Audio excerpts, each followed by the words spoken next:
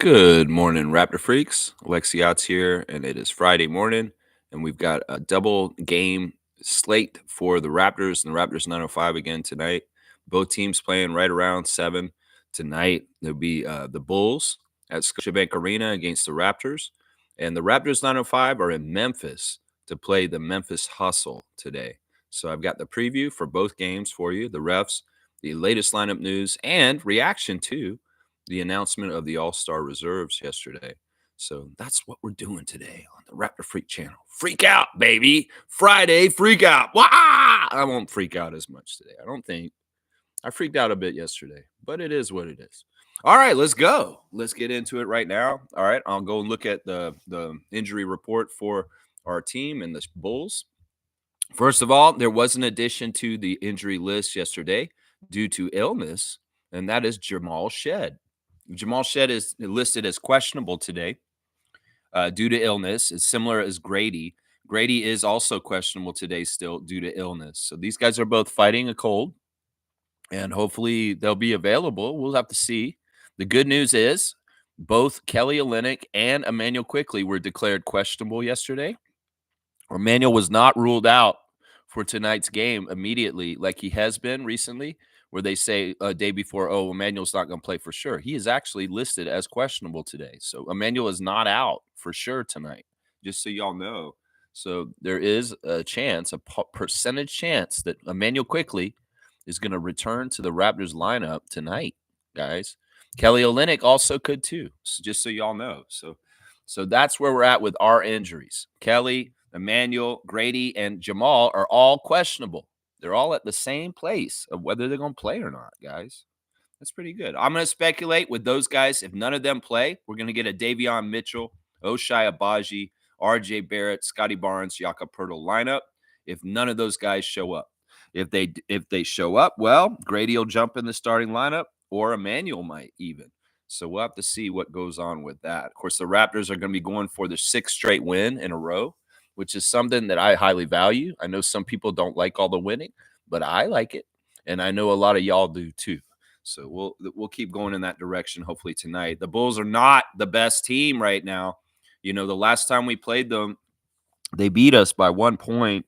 It's the only time we played them this season. It was absolutely one of those games that we should have won that we didn't. It was a game that pissed me off, honestly, because it was so close and the Raptors fumbled executing in the last couple minutes to be the victor. And they literally lost by 1 point, guys, against the Bulls the first time we played them this year. So we got some get back to get at them. Seriously. And the other crazy thing was that they beat us on our home court, which I hate.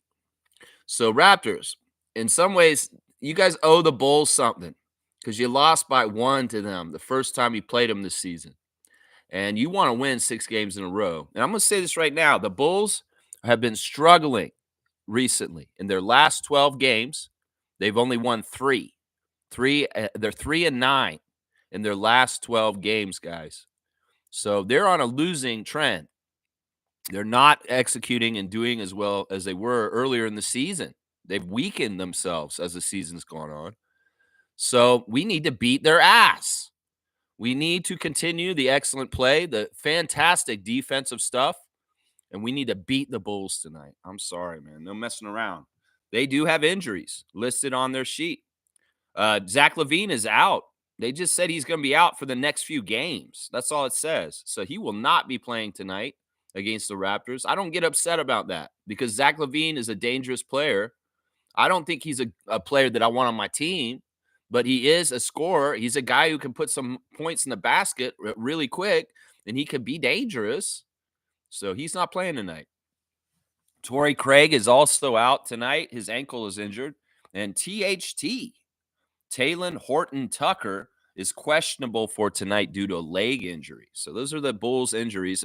They're less than they were a couple days ago. They've gotten a little bit healthier in the last day or so. So who are the Bulls? And who will we see tonight? Josh Giddey is the point guard, the big Australian. Kobe White is their getting better second shooting guard. Instead of Zach LaVine starting, we'll probably see maybe Ayo DeSumo or Matas Bozelis. In the starting lineup, Patrick Williams is starting again.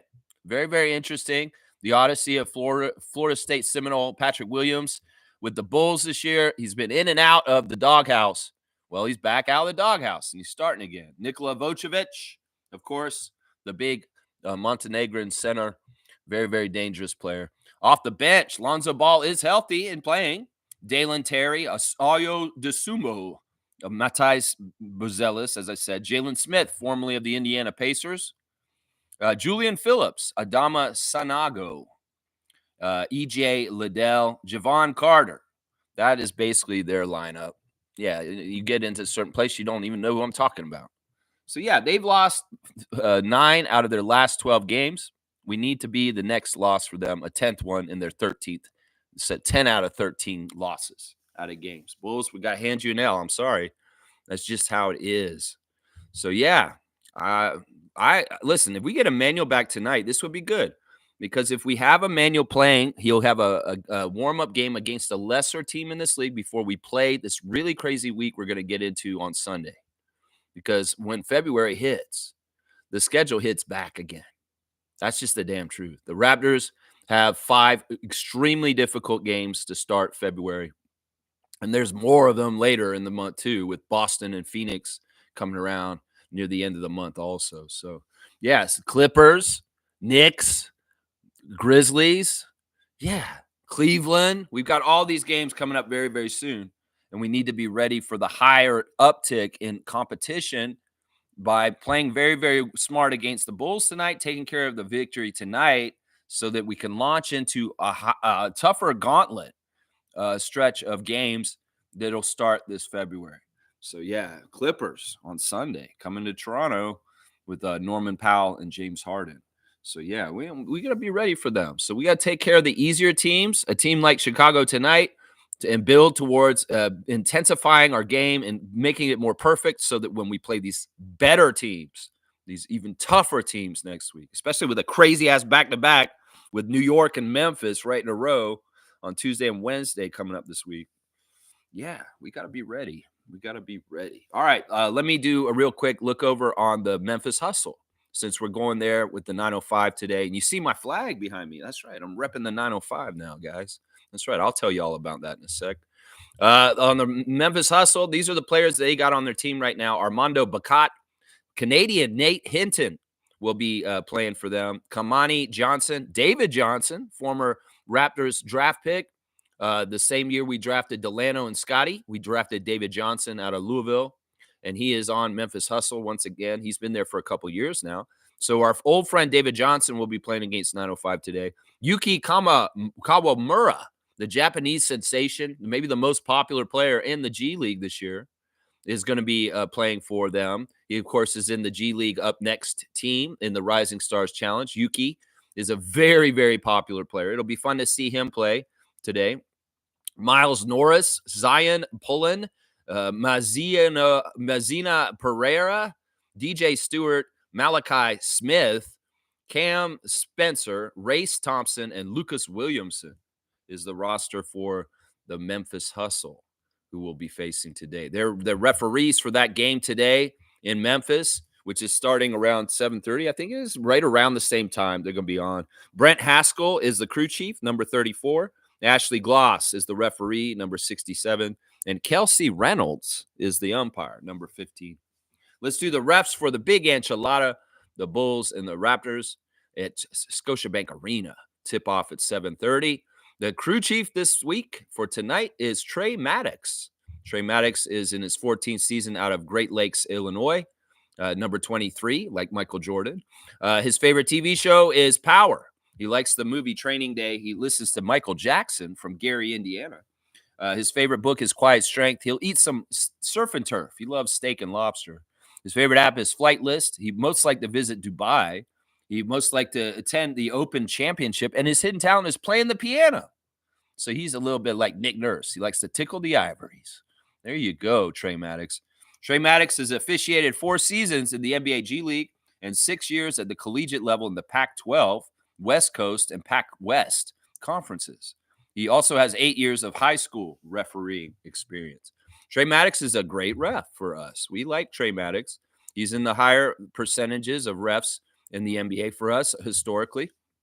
We win 58% of our games in the 13 years that Trey's been in the league. We've lost both games this year that he's refed so far, though. And the Bulls win 45% of their games. So 58-45 for the Raptors with crew chief Trey Maddox tonight. The second ref tonight is one we just saw 2 games ago. It's Fennessy Ransom, number 70 out of Atlanta, Georgia, in his 7th season. Fennessy's favorite TV show is 60 Minutes. Tick, tick, tick, tick, tick, tick, tick, tick. He likes the movie Enter the Dragon. He gets down to the foreign exchange. His favorite book is The Tao of Abundance. He'll get down to eating some hibachi chicken and shrimp. His favorite app is Shazam. He'd like to visit Cairo, Egypt. His bucket list is to learn how to play the piano. So I guess you could talk to Trey Maddox, man. That's perfect. He knows how to play the piano. Maybe he could teach you. Maybe that's what they talk about before the game. In the back, Fennessy Ransom's getting tickling the ivory tips from Trey Maddox. Oh, to do this flourish, you got to really get your hand action going this way, Fennessy. Oh, thank you, Trey Maddox, for teaching me how to play the piano. And his hidden talent is public speaking. So maybe there's a trade. Maybe Fennessy teaches Trey Maddox better public speaking skills. We'll have to see who handles the challenge microphone tonight. I'm pretty sure it'll be Trey Maddox. But what if Fennessy does it?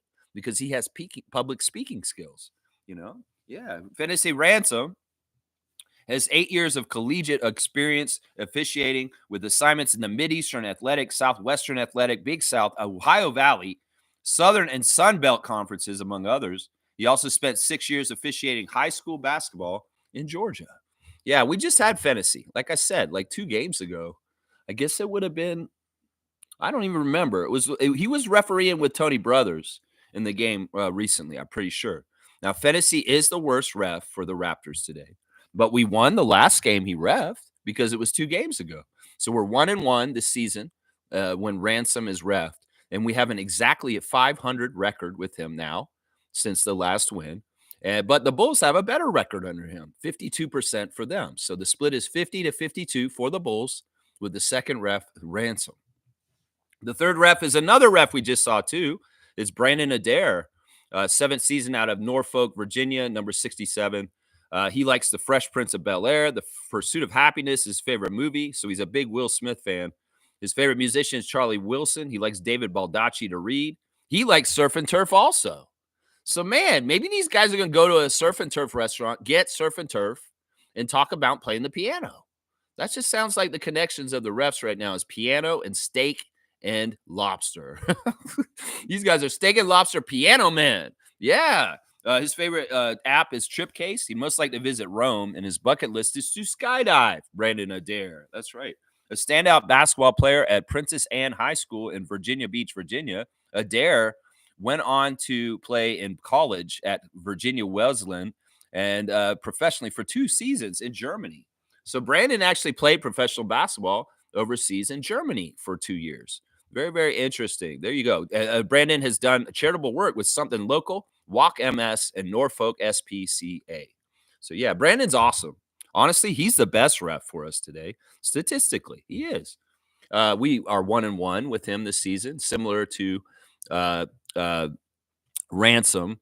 We won the last game that he refed. We're 60% winning percentage with Brandon present in games. Meanwhile, the Bulls win 36% of their games when Brandon's around. So 60-36 for the Raptors on the third ref, Brandon Adair. So that's good. We've got 2 refs that are very favorable to the Raptors with Trey Maddox and Brandon Adair. Fennessy is going to be Fennessy. So we'll just have to see how it goes. 2 out of 3 ain't bad, Meatloaf. That's what I'm saying. 2 out of 3 ain't bad, Meatloaf. That's right. So Brandon Adair, Trey Maddox, they're not bad refs. I like this ref crew overall. It's pretty good. So, yeah, there's your ref report for today. Undefeated. Looks like we got all the green lights on the refs for tonight to get the win at home. Home advantage matters. Raptors fans, you going to the game tonight? You going down to Scotiabank Arena for a Friday night game against the Chicago Bulls? Well, you can do something to help us tonight. You could get loud. You could get down there, and every single time the Bulls touch the ball, you chant defense. I don't care what the score is. I don't care if the game just started. I don't care if the game's over and it's a blowout and there's 5 minutes to go and we're up by 20. Every single time the Bulls have the ball in their hands, Raptors fans in the crowd need to chant defense like they're robots, like it's just a button that get pushed when the hand has the ball is a Bulls hand on a ball. You just need to do it. I'm telling y'all, if you do this, not only will the number one defense in the NBA right now will be exemplary and even more multiplied. I'm serious. Tell you seriously, y'all's energy egg them on. Your energy makes Davion Mitchell do what he does. Your energy makes Chris Boucher run off that bench and run in the game and throw up them crazy Trey Boucher threes and running all over the place, grabbing those offensive rebounds. Your energy. So take this sacred relationship between a crowd and a team on a court and really, really, really respect it. That means come there, give them energy. Don't take energy. Y'all can do that too. You know that, Raptors fans. You can take the energy. You can suck the life out of the building. It's part of the reason why we had trouble after the pandemic, because we come down the arena and it was empty. They had fans, friends of the family of the players and stuff were in there only watching, very small crowd. It was very hard to generate heat and energy in the building because nobody was in there. And even when we started to come back, I was one of the first people that came back as soon as we could come back in the arena. We would sit in a section, and I would be in a section, and there'd be me and Adriana and nobody else in the whole damn section. How hard was it to bring energy for that when there was maybe 10 people up in the upper bowl and like maybe 100 people in the bottom bowl for the first few games after the pandemic let us come back in? That's what I'm saying, y'all. We matter. So make yourself matter. If you get the privilege and the right to go to this game tonight and be in the building at Scotiabank Arena, get loud and don't be relenting. I'm telling y'all, if you do not have a hoarse voice by tomorrow morning, if you do not have the struggle to make sounds come out of your voice because you didn't use everything, you didn't put anything out there to help them vocally, I'm gonna be disappointed in you, because they get sore after the games. Well, in some ways, your instrument to help them is your voice, and you should be sore with your throat the next day if you really put all of it into it. Chris is going to be sore. I'm going to need a massage, going to need an ice bath because he's out there giving it all. You better be sore in your throat too, is what I'm saying. So, yes, I don't care if you cheer on offense. You can say, let's go Raptors. Let's go Raptors. But when they have the ball, you better be chanting defense, and you better make it loud for Billy Donovan's Chicago Bulls to have a hard time to be successful in trying to get what they want to do on the court, because our crowd is so crazy. Friday night's the night. Y'all should be live. It's the weekend. It's time to have a good time and bring it to the arena and bring it with volume, is what I'm saying. There you go. Words of wisdom from Trevor J. Surround yourself with people that push you to be better and no drama. Jealousy or messing just with higher goals, good vibes and positive energy. Okay, he said, don't jealousy or mess just higher goals. I don't exactly got that, but either way, I understand what he's saying. And sadly, this has been too often the case, is that, people are going to have proximity to you. They will present themselves as an ally or a friend, and they really aren't.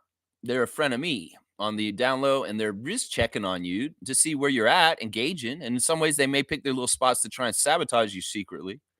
They may be a hater underneath. They may be somebody who thinks they're competing with you on the down low, and you don't even know it. They may think, I got to beat Lex. I got to be better than Lex at this, at this.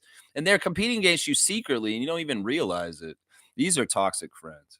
So, pay attention to who celebrates your wins with you.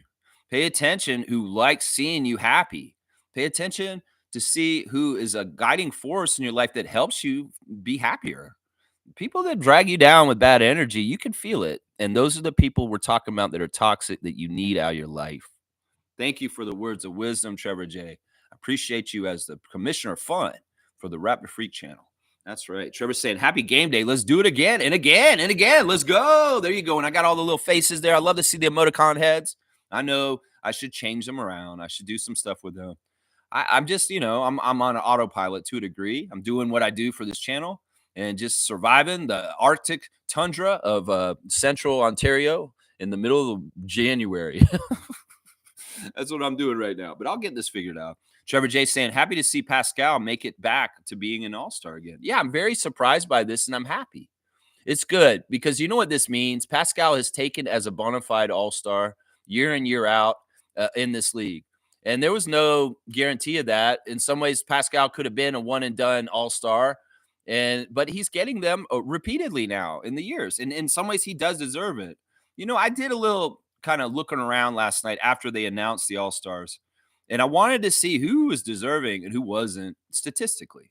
So I really looked at Basketball Reference's webpage last night with all the leaders in the NBA for the season.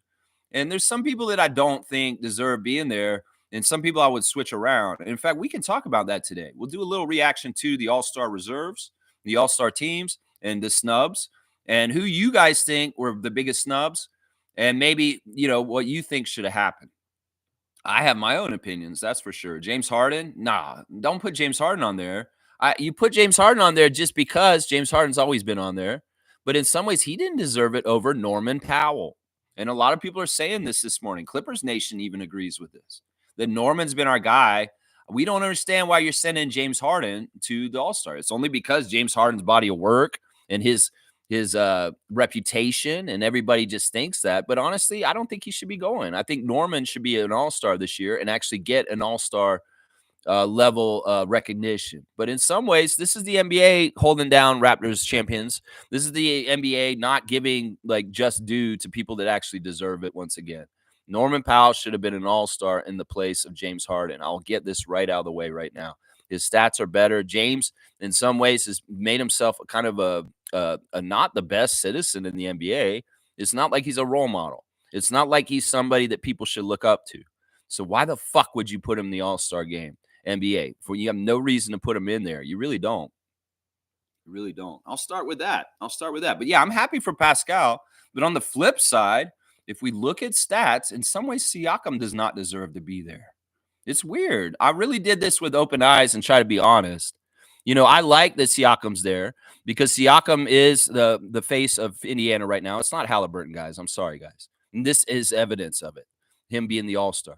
Indiana's going to need an all-star. They're good enough this year. Their record's good enough that they're going to need one representative.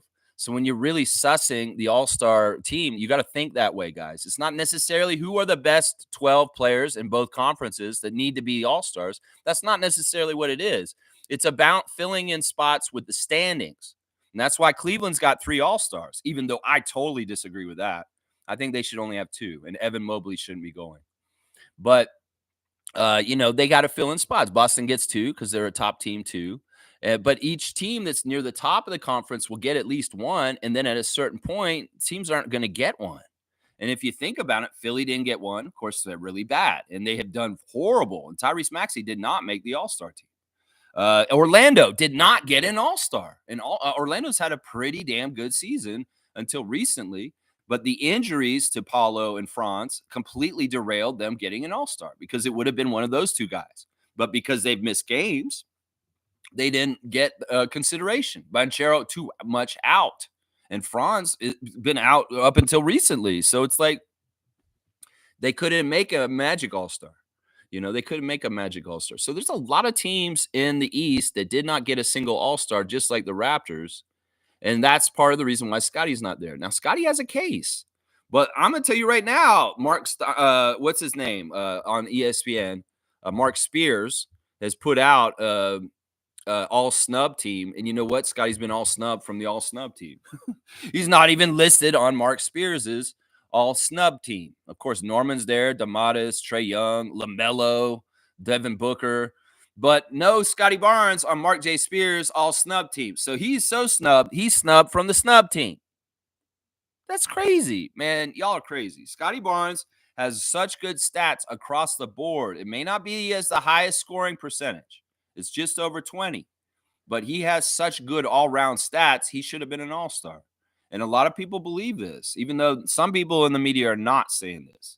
A lot of people do believe Scotty should be an all-star right now. And those are people like Charles Barkley. Kendrick Perkins, he thinks he should be an all-star. So, yeah, it's very interesting. Congratulations to Siakam. And let's go do the Instagram stories real quick because it has something to do with this. Shamshay has a little highlight of him getting a layup in the game the other day, the Chinese New Year game. Very, very cool. And there's a picture of him and his team. And I love this. It's showing that he's really bonding to the squad. And the funny thing is, he's not even in the picture. He just has a picture of Garrett, Jamal, Jonathan. Though he is in the picture. I can't see. He's behind Jonathan. His face is covered. That's right. There's Jacoby, and there's Oshai, and there's Orlando. So it's really showing that Shamshe is enjoying being in the brotherhood of his Raptors teammates. And that's awesome. We see Bruno Fernando overseas with Real. He's playing in the EuroLeague now, so we see him dribbling EuroLeague ball and getting ready over there. RJ Barrett showing the love between him and Zion. The clip of him with him and Duke, and then them high-fiving from the other game the other day. So it's great to see a great friendship bond between the Duke guys, Zion Williamson and RJ Barrett. Zion may be crazy with his career, but he's not crazy with his friendship with RJ. There's Slim Duck with the team photo of the Raptors too. There's a lot of team pride with the Raptors right now, a lot of good connection. And there's a lot of people that are very much believing in what Darko and Scotty and Masai are building right now. So I like that. There's some old guys playing dominoes on Chris Boucher's Instagram stories. That's interesting. And then this is some sort of video. Looks crazy. Yeah, there's Norman. And are you on the grind? Norm's not going to whine and cry about not making the All-Star team. He'll be happy for James, even though in a lot of ways he knows deep down inside he should have been in that spot. And he'll hear the people say it, and that'll make him feel better. Y'all can buy the Asian Heritage jersey from 905 on their Instagram. So shop at Real Sports, and supplies are limited. They only made a certain amount of them. So if you want that Chinese lantern jersey that they wore the other day, you better get on it and get it, because they're running out all the time. Yeah. Here's Garrett Temple's getting a little bit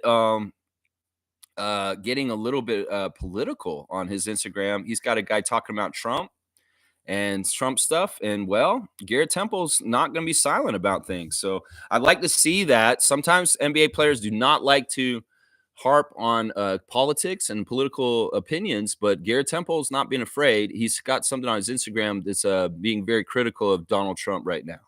So yeah, Davion Mitchell highlights here. What is that? That's a highlight. He's not involved. Chill, Jay. They ain't ready for that Georgia-ish. Okay, so a Georgia friend of his is over in Europe killing it, and Davion's celebrating that guy. Pretty funny. There's a Davion highlight against Washington from the other night when he made a shot over Jonas. There's a team photo. I'm telling you, these guys are really showing their team photo. And Davion got the stats about the turnaround in the last 7 games and his part in it, and he's really putting that on blast. That Davion Mitchell has been cited as the secret weapon as far as why the Raptors have turned it around and gotten better since he's been starting lately. So he's putting that on blast right now, rightfully so, because it is true. So yeah, he's doing a lot with his shoes right now, showing off shoes, trying to see, hey, do you want this? And he's showing up his gaming setup. He's getting on the 2K and been playing a lot of games. And also, it looks like he's got like a DJ equipment there too. I don't know what's going on. Davion's getting all teched out in the last couple days. And yeah, there's the tweet I was talking about. The Raptors had the best defense in the NBA over the last 7 games. Davion Mitchell this season, 2nd in defense on and offs, 3rd in plus minus, and 4th in minutes. He started all 7 games, and he's been the secret ingredient to their turnaround. So he's putting that on blast. Kyle Lowry's got a picture of him making a shot in a Philadelphia jersey. Yeah, you are still on Philly, even if you don't want to be necessarily. It's so crazy. Kyle always dreamed about playing for the Sixers, but he didn't realize it'd be such a nightmare. Honestly, the dream became a nightmare. Kyle's showing Tyler Hero on his Instagram stories. I'm sure he's really proud of his former Miami Heat teammate for getting his first All-Star berth. That's one that I don't agree with. I don't think Tyler Hero should be on the All-Star. I think that he's having a great year, but I don't think he's an All-Star. I think Trae Young should have been in that spot where Tyler Hero was, because Trae Young is leading the league in assists, and that means something. And not only that, also Trae Young could have been the Hawks representative. I don't know if the Hawks or the Miami Heat, either one deserved an All-Star. They're about the same in the league, and the Miami Heat are on the way down. So maybe they're trying to make Heat fans feel better because of their situation with all the bullshit. In fact, they found out Terry Rozier is cleared not guilty of any kind of improprietary things with gambling, just so y'all know. So that Jonte worry with him, they investigate him. That's all they're saying. They investigate him, but he was cleared of any wrongdoing. So it's not like Terry Rozier did a Jonte, just so y'all know.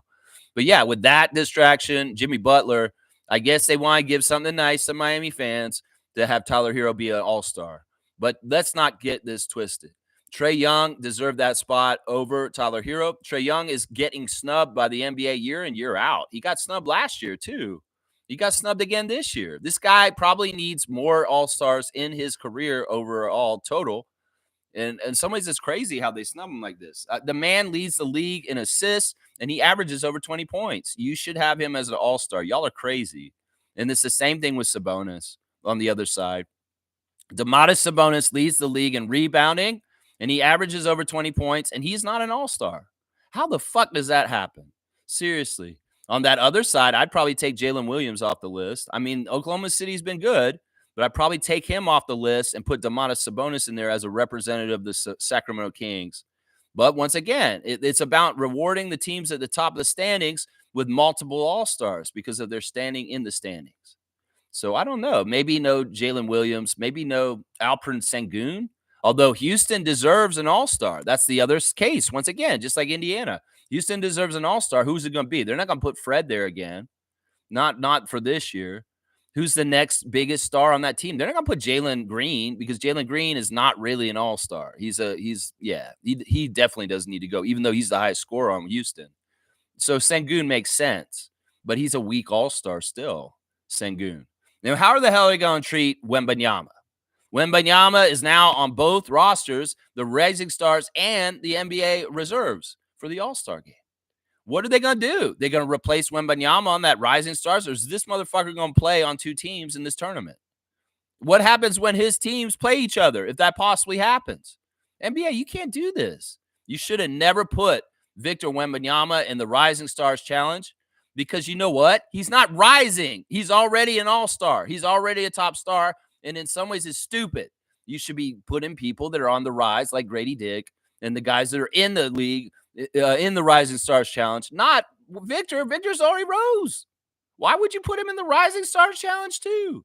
You need to give that roster spot to somebody new. And y'all need to add more rookies. And I would ask you to add either Jamal Shedd or Jacoby Walter as a rookie on the rookies Rising Stars. Seriously consider that. Eugene Omeroy is making fun of Charles Barkley, but actually saying, hell yeah, he's happy for Jalen Williams of the Oklahoma City Thunder making all-star because I guess they're friends and they know each other. So he's happy about that.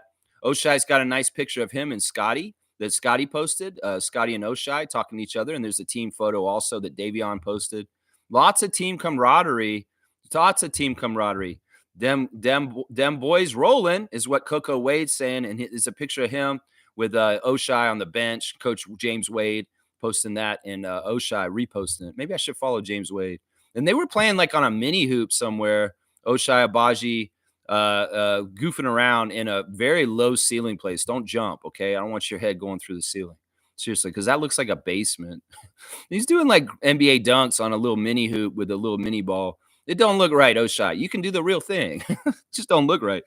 Tempo gear all over the place on the Toronto Tempo Instagram, all over the place. Tempo gear is blowing up all over the place. Scotty has a bunch of posts, y'all. So we can go through this. There's Scotty taking the time to make a free throw. There he is in action against the Pelicans the other night. There he is in the interview after the game. There he is in flight, about to jam it down in the game against Magic the other day. There he is with Abaji, in the picture that Abaji posted also. There he is with his teammates coming in. He's got them all on blast right there. He's got Chris and Davion and Bruce Brown on blast on that picture. And there he is celebrating Siakam's all-star berth. So Scotty's a huge fan of Pascal Siakam. He said it when he was a rookie that his favorite player in the NBA is Pascal Siakam. He just enjoys watching him, and it's a joy to be his teammate and watch him night in, night out. The friendship and the bond between Pascal is real and true. And, you know, this is not just on for display. Scotty's not going to post people if he don't like them. And he loves Siakam. And so he's very, very happy. And then this is another thing that Scotty posting people that got all-star and he didn't, shows that he's a humble guy and that he can go and celebrate people for getting the achievement that maybe he wanted and not be salty about it. So I like that. I like that Scotty's put on Pascal on blast. He's not the only one. He's also put on blast his best friend, Cade Cunningham, for getting his first ever All-Star. He can't be mad at that because Cade and him came up together, and he really is one of his closest friends. So he's very, very happy. And guess who the third person he posted? He did this one a little bit later at the other twos, but it was Evan Mobley. He's even celebrating Evan Mobley, who in some ways is in the spot Scott should be in right now. I'm telling you right now, I would take Evan Mobley off the All-Star and I'd put Scotty in there. I'd take Tyler Hero out there. I'd put Trae Young in there. Those are probably the only two big changes on the East team I would do. There's those two right there. Yeah, I know that Cleveland has an amazing record this year, but 3 All-Stars. And honestly, Evan Mobley's stats aren't good enough to be an All-Star. He should not be at the All-Star game. In some ways, this is there's 2 spots this year that are going to Cade and Evan that would have been Paulo and Scotty's spots if things had gone more better the way they were supposed to. You know, Paulo wasn't hurt and Scotty wasn't hurt too. In some ways, Scotty getting hurt for a part of the season did hurt his ability to be All-Star, guys. And also the record of the Raptors, obviously.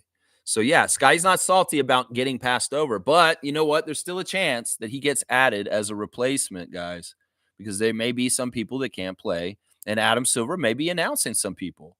And it'd be awesome if he added Scotty, even if some people think he's not even on the snub team, like Mark J. Spears. Because I think he should be on the All-Star. Seriously. Oh, Lloyd's mom's birthday, y'all. Happy birthday to Lloyd's mom. She's saying, happy birthday, the most amazing and loving person in the world. I love that. Love that Lloyd loves his mom like that. That's awesome. SGA is so happy about his twin, Jalen Williams. They're all-star twinning. So SGA will have his teammate, Jalen, at the All-Star game with him. Well, they may not be on the same team, though, because they're going to get divvied up. Yeah, Raptors highlights on Raptors admin. They got to win an exclusive Canada Goose jacket and rep Raptors history and style. Very interesting. I'm wondering what that's about. There's also a countdown going down for this weekend. There's something going on with Georgia. There's 2,000 games in Raptors history or something. There's talking about how many points have been scored. There's something big coming down. There's a countdown. They're talking about how much they've recycled in the building. How many pounds? I don't know. So celebrate the evolution, Maple Leaf Square on February the 2nd, 2025. That would be Sunday. And that's the fan day, isn't it? So there's going to be some fan day. You know, on the thing for the fan day, they're saying there's going to be alumni that's going to be there. Raptors alumni is going to be there along with current players. So this fan day may be very promising. Monique has signed up and she will be going down there. So hopefully she can be our correspondent and tell us what's going on with the fan day on Sunday. The first ever Raptors fan day is this Sunday. And, well, they're getting ready for it at Maple Leaf Square. Jurassic Park. Come on, y'all. Why do y'all call it Maple Leaf Square? That's annoying. AJ Lawson is also put on blast himself for being in the NBA G League Up Next game. There's your Instagram stories right there. Sky's not hating on not getting All-Star. He's congratulating his friends for getting it. So, yeah. Let's see. Smooth saying Terry Rozier being investigated by the feds for alleged gambling. The NBA said they did not find any evidence linking him. The U.S. government has taken over the case. Yeah, I don't think he's in trouble. This is weird. I looked into this case, and it's a weird situation where if you really think about it logically, he didn't do anything wrong. This isn't even from a game for him on the Miami Heat. This is from when he played for the Hornets before getting traded to the Heat. It was a game against the Pelicans, and it was the last game he played in the season. Actually, it was the last game he played for the Hornets ever, I think. I'm not totally sure about that. But Terry came in, and he played for like 9 minutes and then took himself out of the game and didn't play for the rest of the game. Well, that's the action they're checking out for this stuff with Jonte, is when guys leave the game early on prop betting, that could be a problem. Now, they've outlawed prop betting on the NBA, so this won't be an issue in this way, but they're going back and looking into something with Terry Rozier right now, meaning that maybe they thought there was an allegation. I think what it was it's so stupid too, is that people in chat rooms and message rooms were lamenting and upset with Terry Rozier that day because he didn't make the prop bets. And because of that kind of action and a lot of chatter about it, they went and looked into it to see if Terry was actually hurt or he took himself out of the game like Jonte did to manipulate bets. This is the thing. Of course, Terry Rozier did not do this like Jonte. He was actually hurt. because he didn't ever come back for the rest of the season after this. So if he was pulling himself in fake ways for betting manipulation, why did he sit for the rest of the season after this game that they investigated? So, I mean, logically, you could look at that fact and say, well, this doesn't make any sense that he didn't do anything then. So I think Terry Rozier is innocent. And the NBA is just really covering tracks. Now, why would they release that they're investigating him like this if he's presumed innocent? That's kind of fucked up. They shouldn't be putting this, hanging this on him with his name if he didn't do anything wrong. So I would say I'm on Terry's side. I feel like the NBA is overstepping and maybe shouldn't have publicly announced that this is happening, because in some ways his name's good. He didn't do anything wrong, but he's going to be implicated in this, even though not rightfully so. So that's the weird thing about this. In some ways, you could maybe Terry Rozier has a case with a lawyer, is what I'm going to say right now. I mean, they can investigate this internally and not put this publicly out, and especially if somebody's not proven guilty or anything like that. That's the thing that's messed up about this. Monique is here. The super fan Mo is in the chat this morning live. I love seeing Mo here. Good morning, Raptor Freak crew. Bulls are such an up and down team. Go Raptors. Run them out of our arena. That's right. Bulls on parade. Parade them right on out with a loss at the end of the night is what I'm saying. Yeah, I'm all about this too. Bulls on parade. Rage Against the Machine again. Yeah, we need to beat them. We owe them. As I said at the beginning of the stream, they beat us by 1 the last time we played them, and I'm sick of this shit.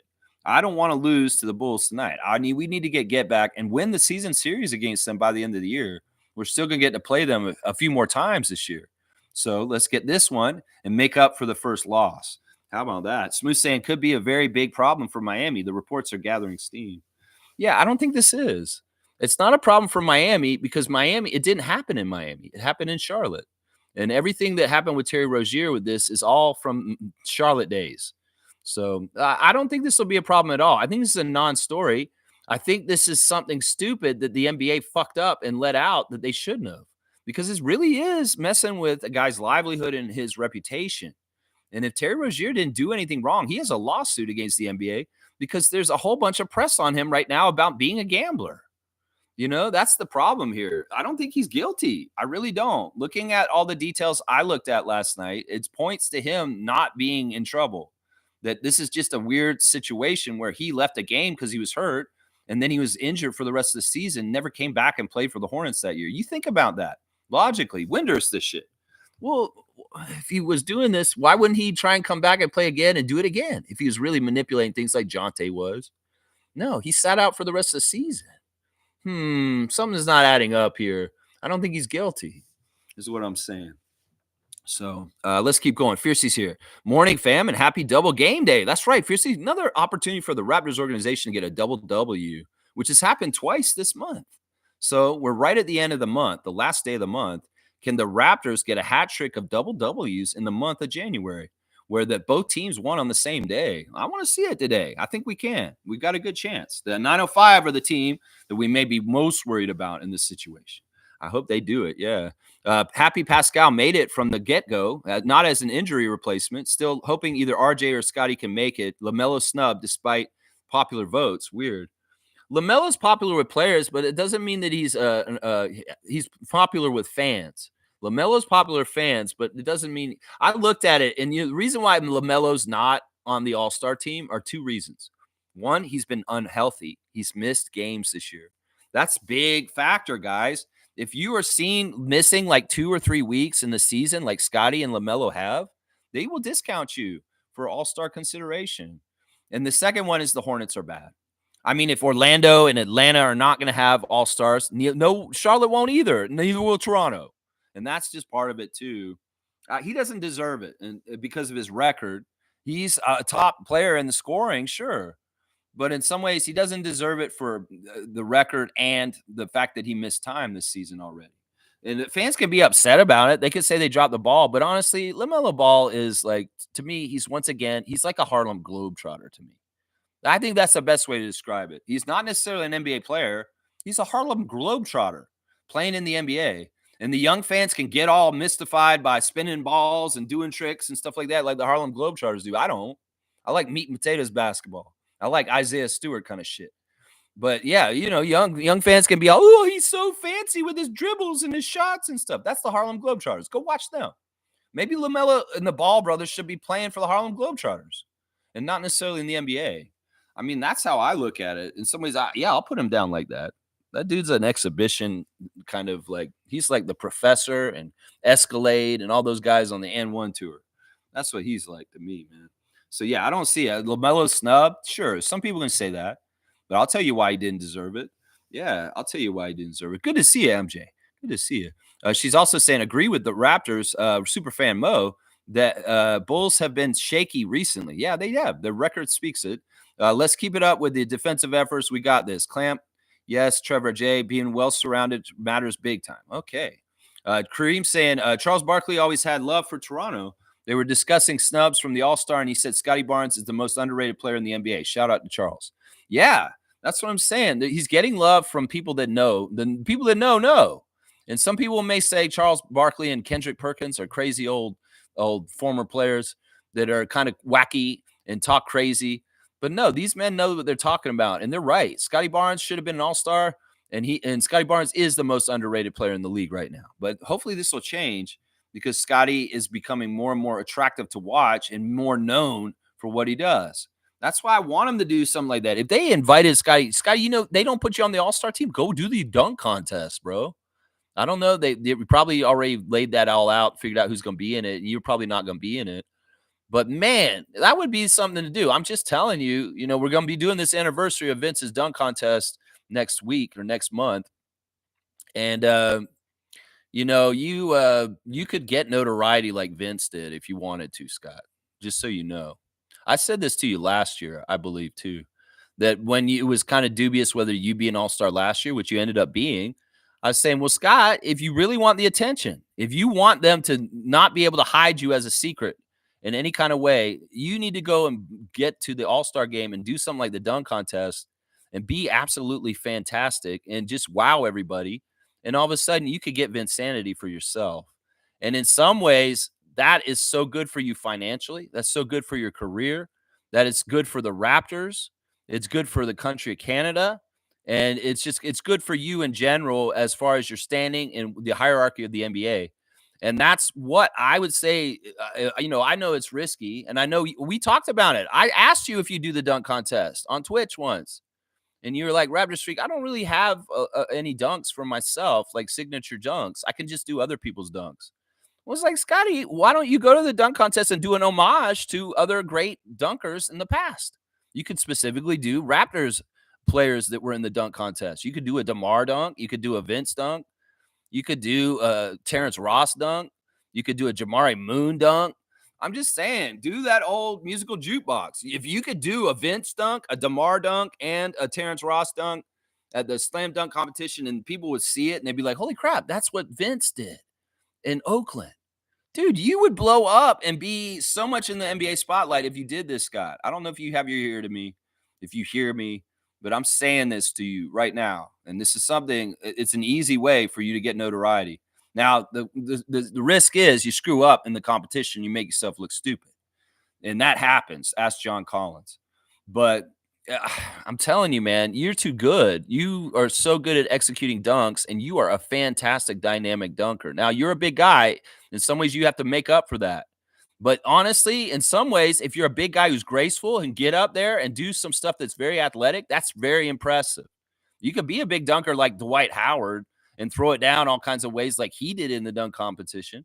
But if you're able to combine like Vince Carter, like elegant, like control in the air with your huge size, do you not understand how that could be very impressive and be just as awestruck for people in this league? Because it's about connection with the crowd in the dunk competition. All the best dunkers, Michael, Dominique, Vince, connected with that crowd and got it electric.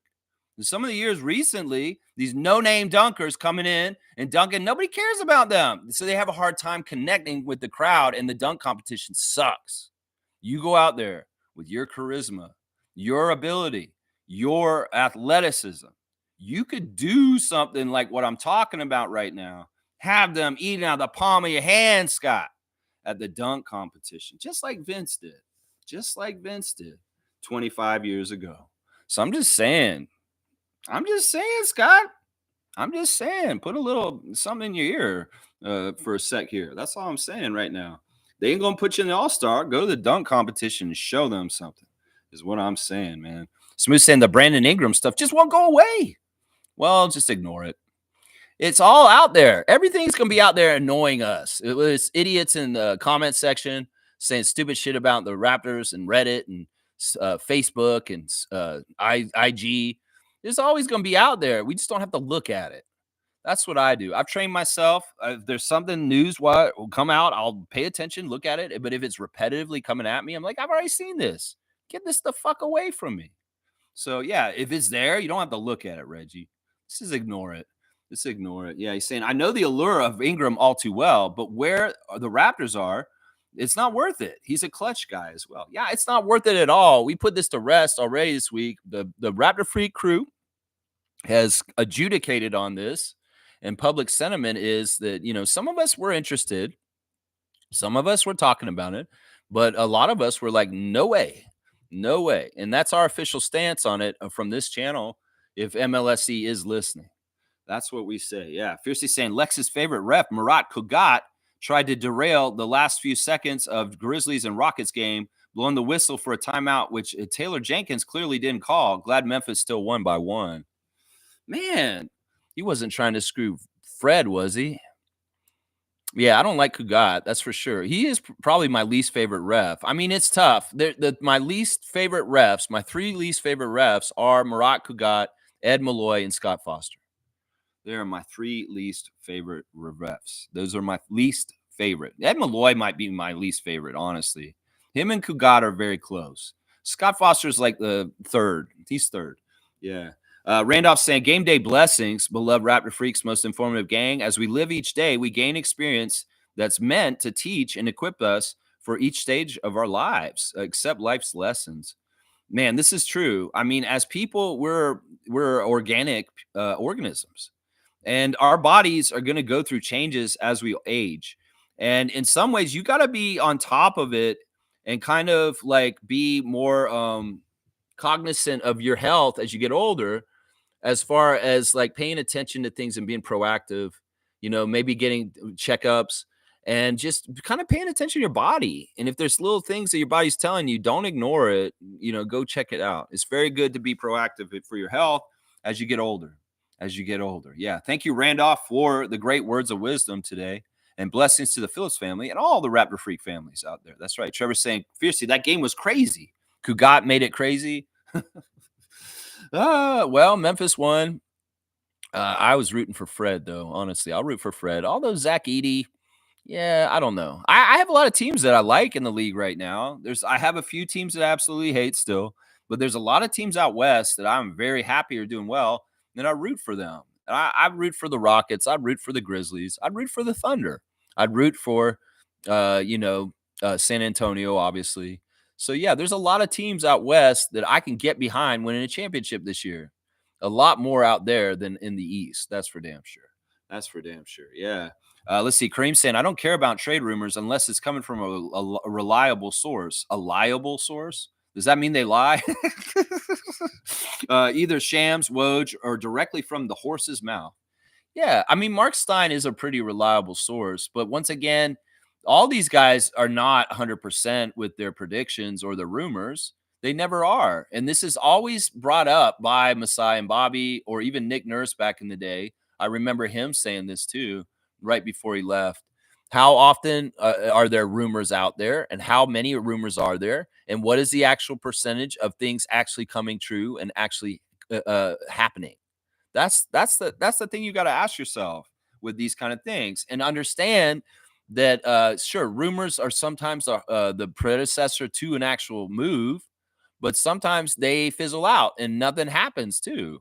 And we got to understand that. I don't think the Raptors are as antsy to make a move as everybody thinks they are. I think the fan base is more antsy to make a move than the actual front office, is what I'm saying right now. The great thing is, I love our front office so much. They hold their cards so close to the chest. I don't need to know what they're thinking in some ways, because in some ways That's proprietary, and that's secrets for Masai and Bobby and what they need to do to be the best at their job to keep things not public. And the less I know, as and this is some ways I'm the stress test for this. If I find out stuff and they're like, "Oh shit, the Raptor Street found this out," that's bad. So it's very rare that we hear any legitimate, real rumors about the Raptors from the source of the Raptors because they are tight-lipped. And that's why I don't always put a lot of stock into rumors about the Raptors making moves because I know we don't leak anything. We do not leak anything. So half the time, this is stuff coming from other places other than Toronto, Bobby or Masai or anybody here. This is agents like Rich Paul and other organizations possibly putting stuff out to kind of help themselves with their goals. And that's what we have to always remember in these kind of situations, like this one with Brandon Ingram this week. This may be more stuff coming out from the Pelicans or Rich Paul to try and help Brandon Ingram get moved. And it may not have anything to do with what we want or what we're looking at. It's just them putting it out there. So we got to remember this kind of stuff, guys. We really do. Really, really do. Smooth saying Charles Barkley loves Toronto, but not the Raptors. Yeah, I think this is true. I think this is an important distinction by Reggie. I'm gonna give him a dunk for this. Just I haven't given dunks too often this season so far, but you know what? I think this is a good dunk. This is true. I feel like what happens with him is that he loves the city, he loves the nightlife, he loves the restaurants and everything like that. But in some ways, he's a xenophobe against Canada's team. You know, I was thinking about this on a little deeper level in the days since the Sportsnet Raptors Delight that came out 2 days ago. You know, one of the things that Richard Petty represents is the disrespect of the NBA and its history, and the fact that Canada is hockey country, NHL country. And in some ways, Richard Petty was the frontline soldier against basketball during his tenure of being in charge of MLSE. And one of the ways that he was disrespectful to the NBA was he did not honor the legends and history of the NBA like he should have. He would do that for the NHL, I'm sure. In some ways, he's probably very different with Pat Quinn than he was with Lenny Wilkens. And it's evidenced by the way he talks in this Sportsnet documentary. The disrespect he shows towards great NBA historical legends like Lenny Wilkens and Dr. J tells you all you need to know about one of the reasons why there's a problem with the NBA in Toronto. Because the NBA, in some ways, has never been properly respected by the media or the MLSE. In certain ways, we disrespected the NBA. We rejected NBA legends who were supposed to be a part of our franchise for hockey corporate fuck faces like Richard Petty. And in some ways, this is part of the reason why. Think about it. If our management and people like Richard Petty were being disrespectful and not working with NBA luminaries like Isaiah Thomas, Dr. J, Lenny Wilkens, why do you think the NBA in some ways took it out on us? Because it's like the hockey establishment was fucking things up with the relationship with them by not being respectful. If these were hockey equivalents, the Dr. J, Isaiah Thomas, and Lenny Wilkens, fucking Richard Petty would never have been so disrespectful. So think about this. In some ways, some of the problems with the NBA with the Toronto Raptors is because of the fucking management of the Toronto Raptors in the early 2000s, not honoring and understanding the NBA culture and who the fuck these guys were that were coming up here to try and work for us. Richard Petty's like, I don't know who these guys think they were. They thought they were businessmen. Motherfucker, they're NBA legends, and you are nobody. You're a piece of shit corporate shill that had no business running the Toronto Raptors at any point. I mean, think about that aspect of things. I thought that occurred to me yesterday. I was like, Richard Petty's so disrespectful to Lenny Wilkens. Listen, I hate this. I love Lenny Wilkens. I understand who Lenny Wilkens is better than Richard Petty, obviously, because I watched Lenny Wilkens coach in the NBA for a long, long time before he ever coached for the Toronto Raptors. And I have always liked Coach Lenny Wilkens. I've always wondered how he's been doing. I knew he was still alive. I knew he was still somebody that was a part of our history. And why was he never talked about around the Raptors? Why would he never bring up a Hall of Famer as a player and a coach who was a part of our franchise and we just totally ignore him? We finally drag him out and put him on the Sportsnet documentary and we disrespect him on it, Raptors organization and Sportsnet? What the fuck is that? I love Lenny Wilkens. I think we were honored and we were privileged to have him as our coach. So what if he was at the end of his career and he was kind of checked out? We won still. And the players loved him. Alvin Williams, Charles Oakley, they all have good things to say about him. So why is it that Rogers Sportsnet, Richard Petty, want to disrespect Lenny Wilkens 20 years after he coached us when we never ever talked about him at all? What is y'all's axe to grind against an elderly man that's an NBA legend and a two-time Hall of Famer? Why even put him on the special if y'all are going to paint him in a bad light near the end of his career? I'm disappointed. I'm like cringe about how we're treating Lenny Wilkens because of this stupid documentary. Because think about this, man. He may not be alive for much longer. And I don't want him to feel like we didn't like him or not. We thought he was a lazy coach. Stop fucking writing the history books for us, Rogers, and your stupid ass Raptors delight. I'm not taking how your account goes and sewers Isaiah Thomas in the first episode. And then the second episode, you're going to sewer Lenny Wilkens. Fuck that. The more I think about your stupid ass episode that came out this week, well, part of the reason why this flag changed is because of that stupid ass episode. Yeah, Vince is back in my shit books. I'm not okay with Vince now. Good job, Rogers Sportsnet. Fuck you, Vince. Two-finger salute. You can get your kudos this year and then go off and fuck off and be Magic Nation, Nets Nation, what other fucking nations in the States, and you don't ever have to fucking come back to Canada again, Vince. Seriously.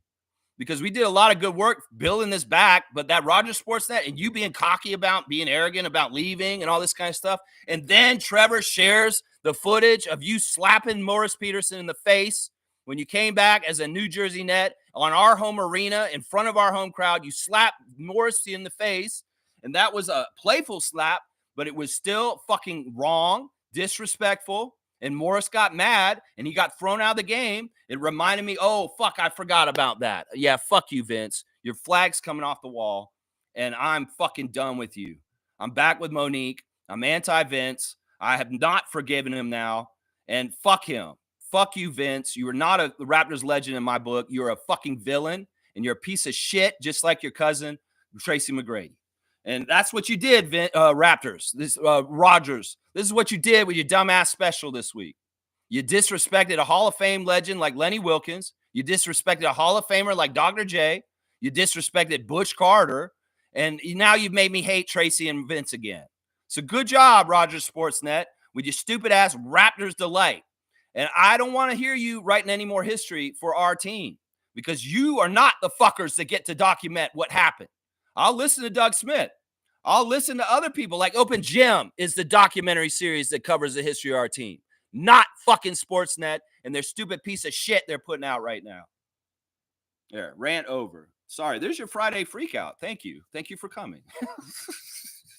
I mean, seriously, think about this. We were disrespectful to NBA legends as a franchise, and that didn't help our relationship with the league as a whole or helping us be okay because hockey establishment was fucking disrespectful towards NBA establishment. I see it now clear as day in hindsight, 2020 looking back. I can see it. Richard Petty was a piece of shit the whole fucking time. If y'all want to blame the Raptors' decline with Vince Carter leaving, going to New Jersey, blame Richard Petty. We need to write the history right. Richard Petty is the biggest fucking piece of shit in Raptors history. In some ways, he's going to be just like Ballard is for fucking the Leafs. I'm going to say this right now. We need to set the tone for the history going forward that Richard Petty is the fulcrum in the middle of the whole fucking problem with the Raptors organization and how it fell apart. Richard, you're a horrible person at your job. You were handed the biggest star in the history of the NBA with the biggest boom ever where he became so popular. And you dropped the ball on that. What a horrible, horrible head of MLSE. You had a cash cow. You were getting a ride with the franchise with Vince Carter leading it. And you managed to fuck that up, you idiot. So I'm going to say this, and I'm going to carry this flag and put this out there over and over again. Richard Petty is the reason why the Raptors fell apart in the mid-2000s. And let's squarely put the blame on the man who hired Rob Babcock. And also disrespected great people that were doing a good job for our team, like Isaiah Thomas, Butch Carter, Glenn Grunwald, Dr. J, all these people he disrespected in his tenure at the head of MLSE. Fuck you, Richard Petty. Two-finger salute for you and Sportsnet is what I'm going to say right now. All right. I'm glad I got that out. I wanted to say all this just to add to it. I mean, seriously, think about it. Lenny Wilkens is a god in the United States. Dr. J is Dr. J. Richard Petty, why the fuck wouldn't you hire Dr. J to be the GM of the Raptors? We would be honored and blessed to have him here. You're going to say, I don't know if he could do the job. That's racism, Richard Petty. That's fucking racism. I think you have a problem with black people trying to do jobs in administrative places. Oh, Isaiah, he could be the GM, but an owner? He should never be an owner. You're a fucking racist hockey piece of shit, Richard Petty. Seriously. I don't think Dr. J could run this team. He's just a player. You're a fucking racist piece of shit, Richard Petty. Dr. J could run a team fucking way better than your sorry ass. He wouldn't have lost Vince Carter, you piece of shit, Richard Petty. I'm going to say this over and over again. You keep showing up for these episodes. Yeah, I'm going to roast you every time. You're arrogant son of a bitch. We can see right through you. You're the fucking cause of all the problems for the Raptors in the mid-2000s. You're the one who almost buried our team. How the fuck you go from having the biggest star in the whole entire world, Vince Carter, to fucking almost destroying the franchise? You're a failure, Richard Petty. You are a failure, Richard Petty. You are the failure of the Raptors in 2000s. You. So don't fucking go and point fingers at Isaiah Thomas. Don't go and point fingers at Lenny Wilkens, you piece of shit. Who the fuck are you, Richard Petty? That's what I'm going to say on that. Yeah, who the fuck are you, Richard Petty? And Raptors fans that watch the Raptors Delight, watch it with open eyes and see what I said and see what you see on that screen when you see that arrogant little piece of shit, racist motherfucker say what he says. Seriously. There you go. All right. Sorry, guys. A little tangent there. Smith saying, happy that he's showing love to Scotty, but he needs to be a more objective voice for the Raptors. Well, I will give Charles some credit.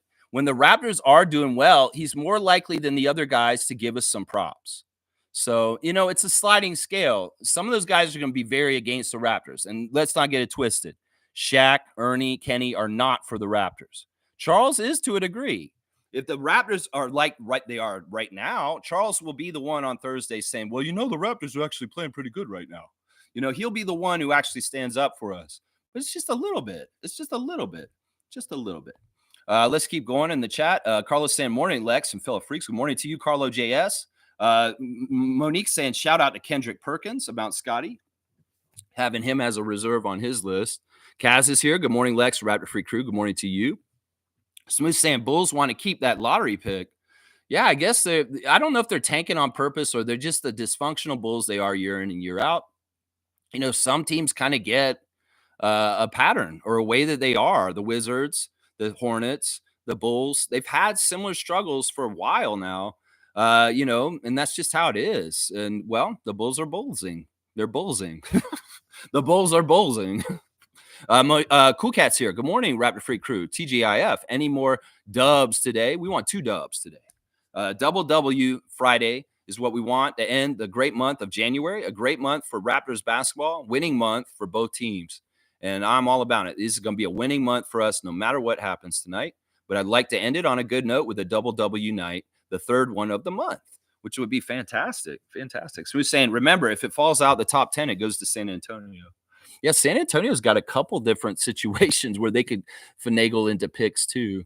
Yeah, I mean, it is what it is. I'm sure that their franchise is very well aware of all this, but honestly, they're going to do what they're going to do. The Bulls are not going to be in the playoffs. Let's just put it that way. I know that.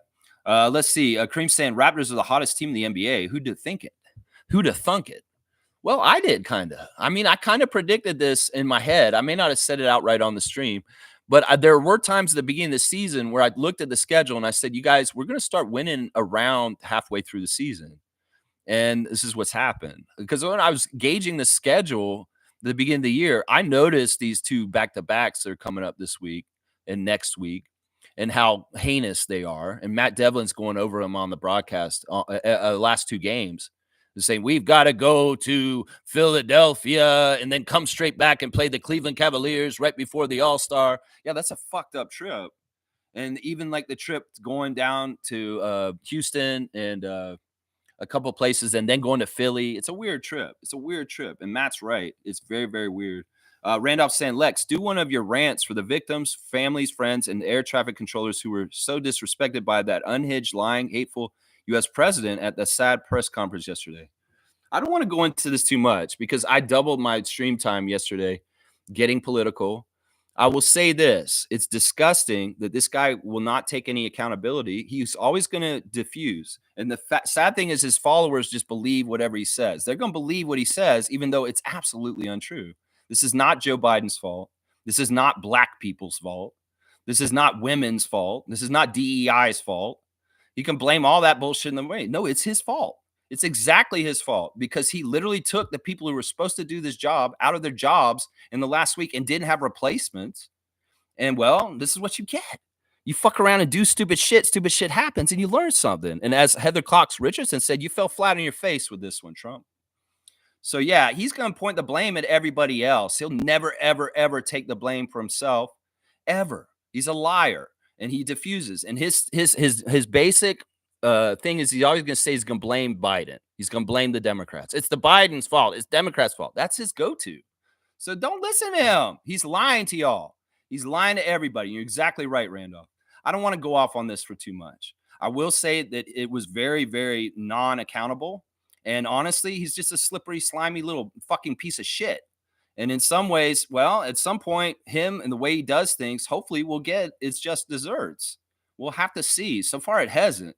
And I'm really worried that like this world is so corrupted that a fucking piece of shit criminal like him can be the president and run roughshod over democracy like he's doing right now. Seriously, we need some checks and balances, United States. You need it bad right now. Trust me. Nako's saying Scotty got snubbed. Sabonis probably got snubbed. Sabonis definitely got snubbed.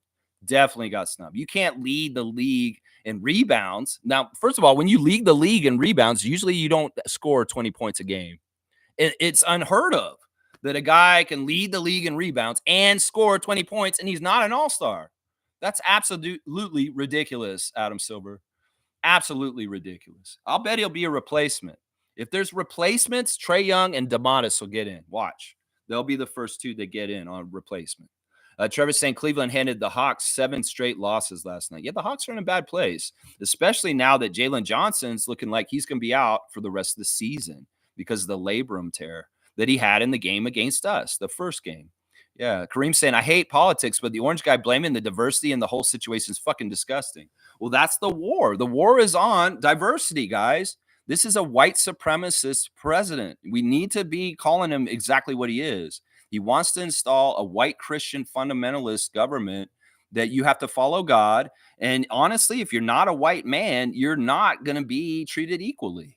You're going to be treated a step below white men. If you're a woman, you'll be treated a step below. If you're any kind of minority, if you're trans, oh, God forbid, you're in this Trump world, it's a very bad place for you to be.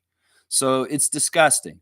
In some ways, they think the counterbalance to wokeness and DEI is to go back to the 50s and try and go back to a place where segregation and discrimination and racism was rampant. That's what they're trying to do. You know, when Kamala was saying on the campaign trail, we're not going back, she meant that because these motherfuckers are trying to drag us back to 1945. Yeah. Well, 1945 is when the World War ended, and hopefully we can defeat the Nazis all over again. The Nazis, they're called the American government right now. So it's crazy, Kareem. I hate it too, but we're in a dark place, man. And in some ways, the power of the people needs to unite and come up and rise and take rightful power back for democracy. Because in some ways, there's people that have assumed the reins of power that are not responsible, and they're very dangerous for the system that the United States has touted as one of the greatest governments and systems in the world. Well, you're testing it, motherfuckers. You're testing it right now.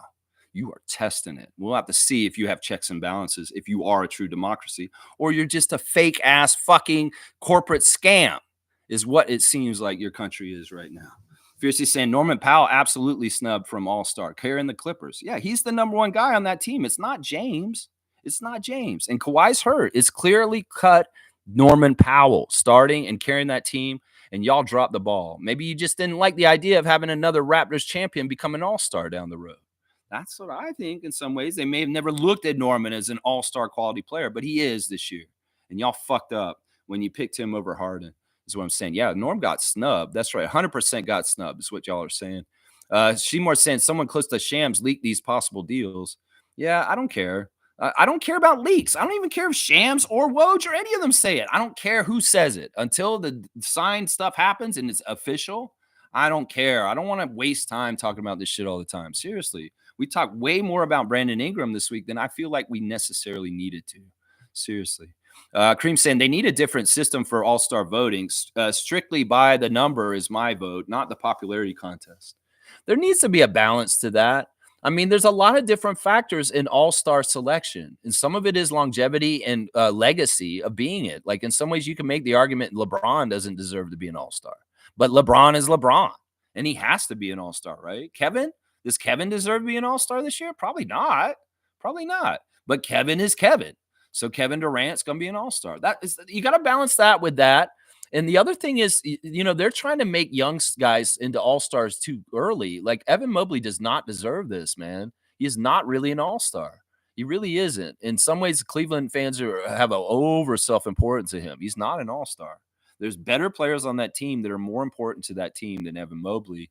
The fact that they made Jared Allen an all-star already, and now they're making Evan Mobley an all-star, it's just stupid. It's stupid. Jared Allen should never been all-star either. So it is what it is. It is what it is. All right, let's keep going on the chat here. Seymour saying Marcus Smart, GG Jackson, second round for Cam Johnson, Brooklyn. I don't care about that. That's not even involving us.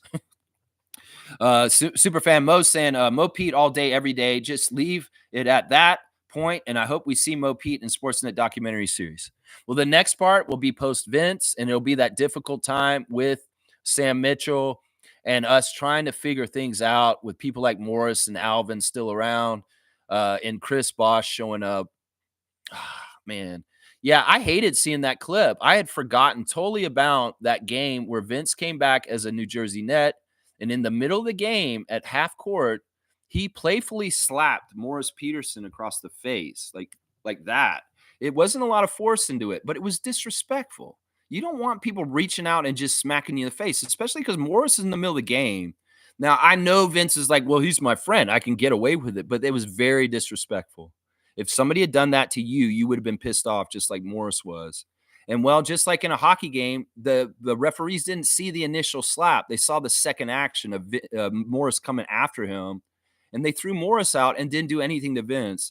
And the whole situation, Vince was very snarky and smiley, like, yeah, I got you. And I'm just like, you fucking piece of shit. You will never be as loved in the Raptors nation as Morris Peterson. You fucking piece of shit. Disrespecting Morris like that, coming into Scotiabank Arena and slapping him in the face like that at Air Canada Center. That's just wrong, man.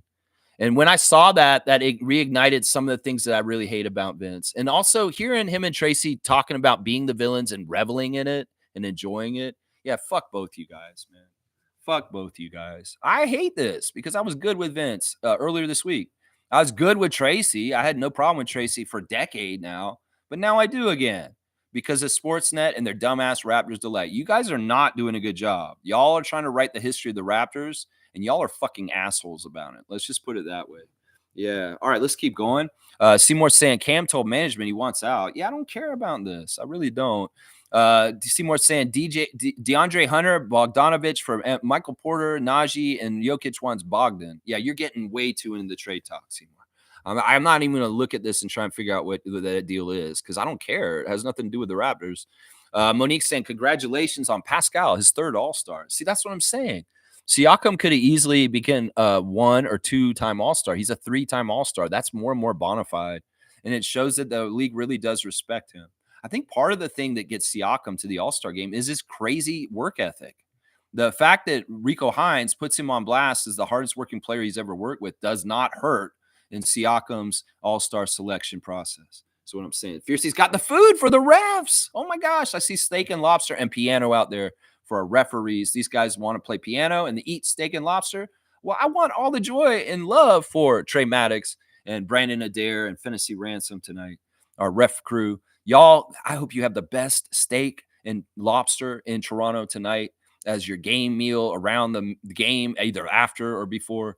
And man, yeah, hopefully they can put a piano in the ref's waiting room and maybe they can tickle the ivories for a little while there. That's right. Yeah. Fiercely saying which Cam wants out? It's Cam Johnson. I know there's Cam Thomas, Cam Johnson. Once again, it's not Nets freak. I don't care. I don't care. Seymour saying M. Robinson two times second round for Jonas Valanciunas. Yeah, once again, man, don't bog me down with all this, Seymour. I love you, man. I love your comments most of the time, but I don't want all the trade news rumors. I really don't. I really don't want them here. I really don't. I really don't. Yeah, I'm gonna skip that too. I'm gonna skip that. I'm gonna skip that. It's Johnson. It's Cameron Johnson wants out because he's the best player. Cameron Thomas has been hurt all season, so he wouldn't be coming and saying this. It's Johnson that wants out, guys. Let's see. Seymour saying if Bucks don't get Jimmy Butler, they will target Jeremy Grant from Portland with a Middleton plus first round. Yes, once again, this is too much other stuff with other teams. I don't care. I love you, Seymour, but I don't care about this. I'm gonna skip all the extra NBA news. This channel used to be a Raptors / NBA channel, but it's not anymore, guys. I don't care about the whole NBA anymore. I have so much on my plate covering this team with the Raptors and the tempo coming up and Team Canada that I am not officially anymore an NBA / Raptors channel. I'm just a Raptors channel. So in some ways, I don't want to cover general NBA anymore. I don't care. I don't care. There's a lot to cover it. I did it a lot in the past and I was all about it, but I'm not anymore. If it's not Toronto centric or Canada centric, I'm not going to, I don't care. I don't care. Because in the past, to fill out content, having NBA content in the middle of it made sense. But at this point, I've made that switch officially because we have too many teams here that I need to focus on for me to focus on the whole 30 teams of the NBA. So I don't care. I don't care. This is not an NBA channel anymore. This is a very focused Toronto Raptors, Raptors 905, Toronto Tempo, Team Canada basketball channel at this point. Those are the 4 topics that we cover here. So just so y'all know, I didn't really announce this. I on the download slide kind of changed this in the last year when the tempo stuff started really coming on the horizon of like, okay, you're going to be doing tempo. You're going to have to really change what your coverage is because you can't do the whole NBA and everything you're doing now. It's just not possible. So Kareem's saying, what is awkward to see is the early Raptors games when nobody had any merch. The crowd looks so brand new, not team colors, no jersey, no nothing. Yeah, I mean, those early times were interesting. I mean, there was merch. There were people wearing Raptors gear at Skydome. There was very popular very early, but it's not like how it is now, like where you see a higher percentage of the Scotiabank Arena wearing something Raptors in the arena. It's true. It's true. But a lot of people go to games and they don't wear anything for anything. Some of them wear other team stuff even. Nins is saying, good morning, Lex and Raptor Freaks. Good morning to you, Nins, holding it down stateside for us. I hope that you're having a fantastic Friday morning so far. And this weekend is a fantastic weekend for all the Raptor Freaks everywhere. Yeah, Seymour saying these are leaked offers, nothing official. Yeah, in some ways, it's not necessary to put them here. I love you, Seymour, City Slicker. Nako saying Paulo or France, had they not been injured, should have got in. Yeah, no, I agree with this, but they were both hurt for a big chunk of the season already. And this is a huge factor in whether you get it. This is part of the reason why the Sixers don't have a representative on the All-Star. Joel would probably be in there if he hadn't been hurt so much. Seriously, even with that shitty record. The Joel Embiid is such a golden boy with the NBA. They want to make sure he collects his All-Stars as he should. Well, he's too hurt to viably say he should be on there, and he's not popular enough to get voted in, which thank God. If the fans had voted Joel Embiid to be a starter for the All-Star game, I would have been so pissed. But no, he's not even on the radar. And by default, Tyrese Maxey, who's been an All-Star and is a good player, and maybe could have had a case. The Sixers are too bad and too much of a disappointment to earn an NBA All-Star. So they don't get a team. And that's just how the cookie crumbles. That's right. Shaq on the All-Star snubs. That's the style the cookie crumbles. Nago saying, didn't Barkley say Scotty's top 15? Yes. He's giving props to Scotty, saying he's a top 15 player in this league out of everybody. And that's a big thing right there. Seymour saying, no Trae Young, no LaMelo, no Scotty, no Magic players. Well, use it as fuel. Yeah. In some ways, it's like every year is different. And it really does have to do with injuries, standings, and just like some of it is longevity, people being in the league for a while. In some ways, I can make the case that Jaylen Brown doesn't deserve to be the All-Star, but they are the champs and they should have 2 representatives. And Tatum and Brown are those guys. All right, let's keep going. Monique saying Charlie V calling out the Raptors for trading him 18 years later. We love you, but be better. Yeah, I'm not mad at Charlie for that. And he's said this consistently since then. It's not something he just said out of the blue right now. I think he said this before, right after it happened. There's a reason why Charlie Villanueva is not totally happy alumni with our team, is because we lied to him, apparently. The day before we traded him, we told him he was not going to be traded. He shouldn't be worried. And it was Sam Mitchell and Brian Colangelo that lied to him. And they turned around and traded him. Yeah, and he's kind of upset about that. He was like DeMar. He really loved Toronto, and he was all about being for Toronto. But he came and played for us for his rookie year, and that was it. That was it. He played 1 year for us, something like that. Charlie Villanueva. He was a great rookie. He had a fantastic rookie year. He was like all rookie team. And we turned around and traded him right away. And he was hurt by that. He made it very well known that he was like DeMar. He wanted to do it for our city. I love that DeMar keeps saying when Chris left, Chris Bosh, he said, it's all right. I got us. He means that. He really means that. And Charlie Villanueva was one of those guys. I can't get mad at him. In some ways, Charlie is not totally bashing us. He's just being honest about his feelings and how we treated him. And that's fair.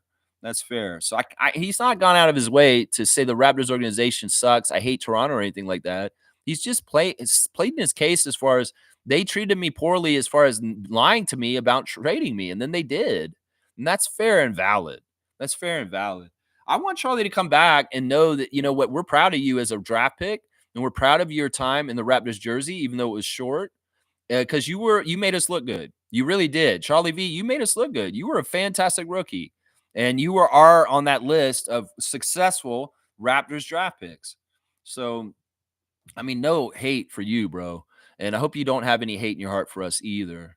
DeMar DeRozan was on Run It Back with Lou Williams and Danny Green and Michelle Beadle in the last 2 days. And, he reaffirmed that he does want to get the one-day contract with the Raptors and retire as a Raptor. And he said it's just right. It wouldn't be right if we didn't do this.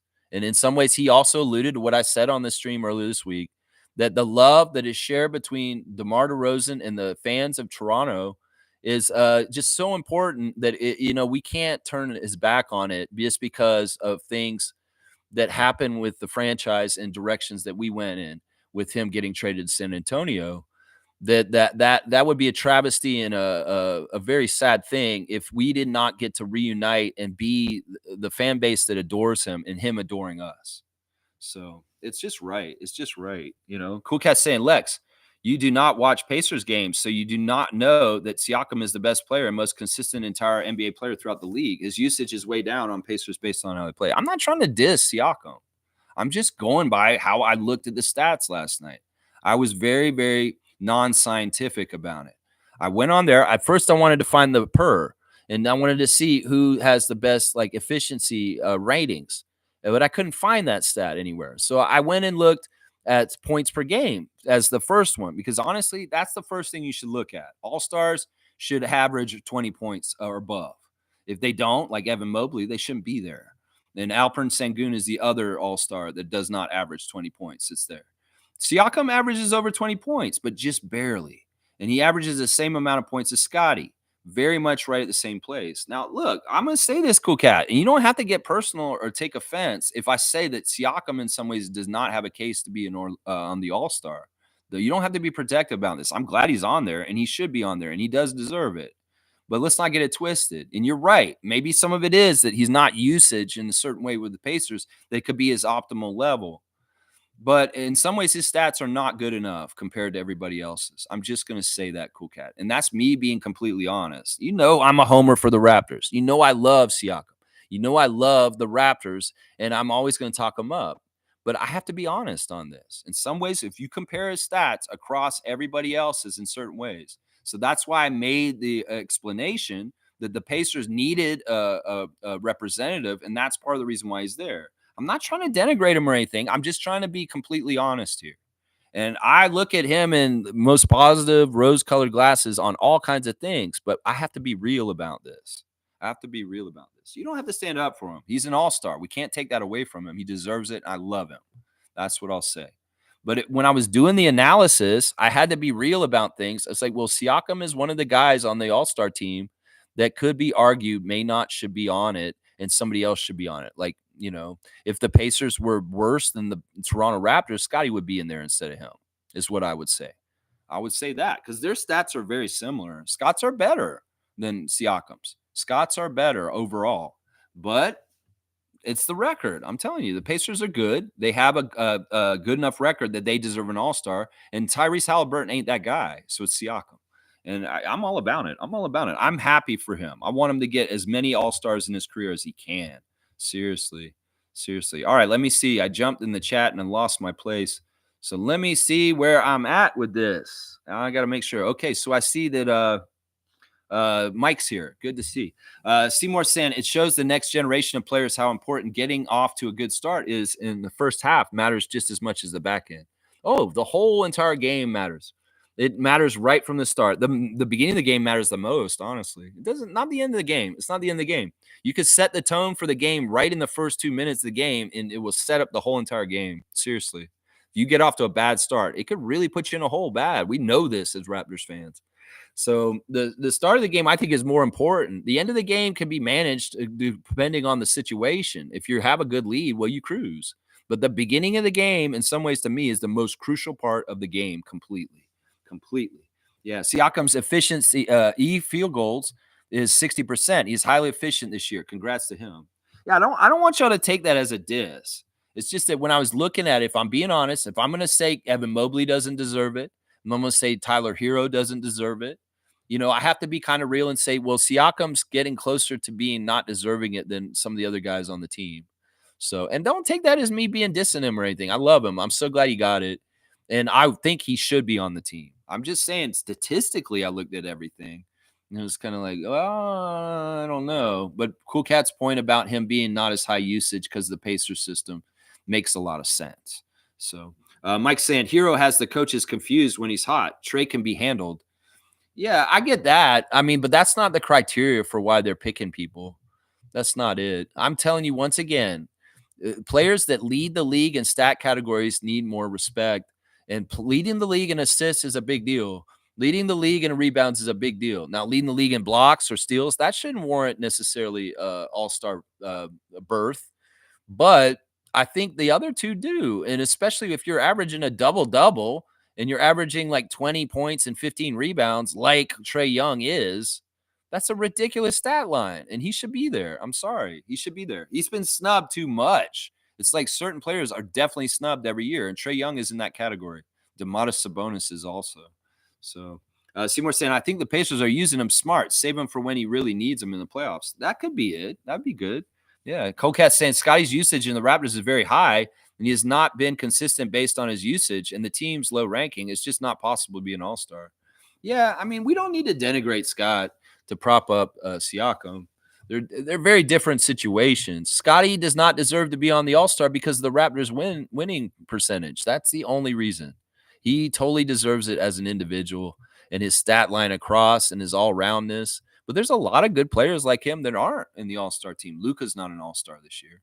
But, of course, Luka's hurt, and that's a big part of it. But, yeah, I mean, there's all-around players that are in this all-star game like Jokic, like Giannis. And Scotty is that kind of player. And that's why he needs to be at the all-star every year, because he's an all-round player that does crazy things. In some ways, the detriment to Scott is he doesn't average more points. Like if Scotty was more selfish and calling his own number and trying to score himself, his stat average, his scoring average could be around 25. And that would make him have more of a case. But in some ways, that's just not who he is.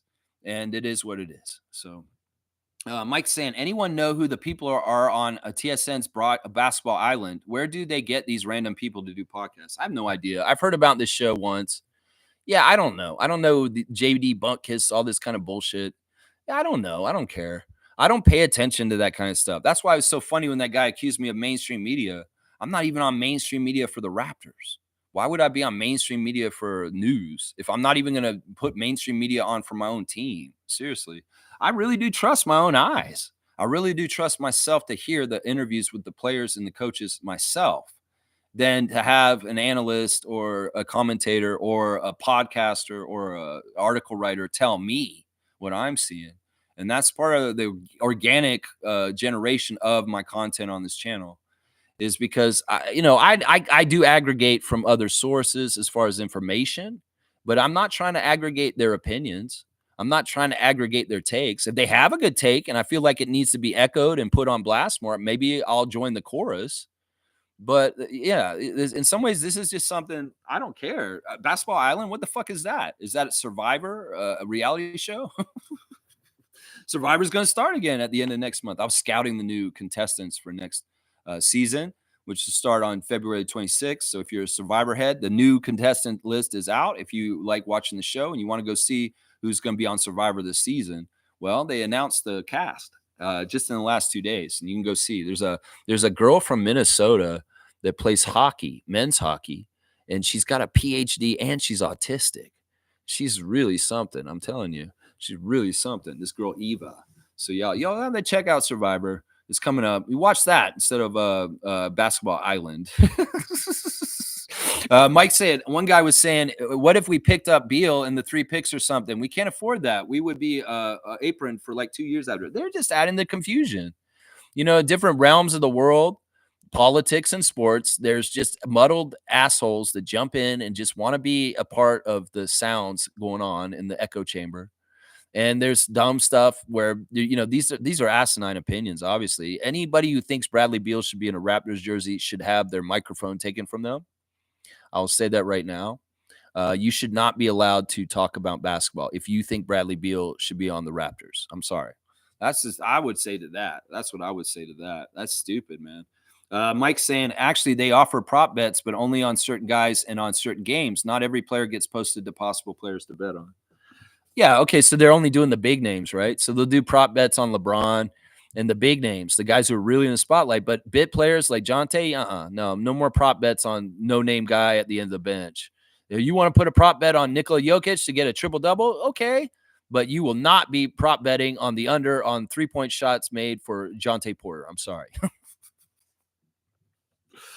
Oh my gosh. All right, let's see. I didn't know that. I would go full out on that. That's still allowing a gray area where something stupid could happen, Adam Silver. So you need to outlaw prop bets completely.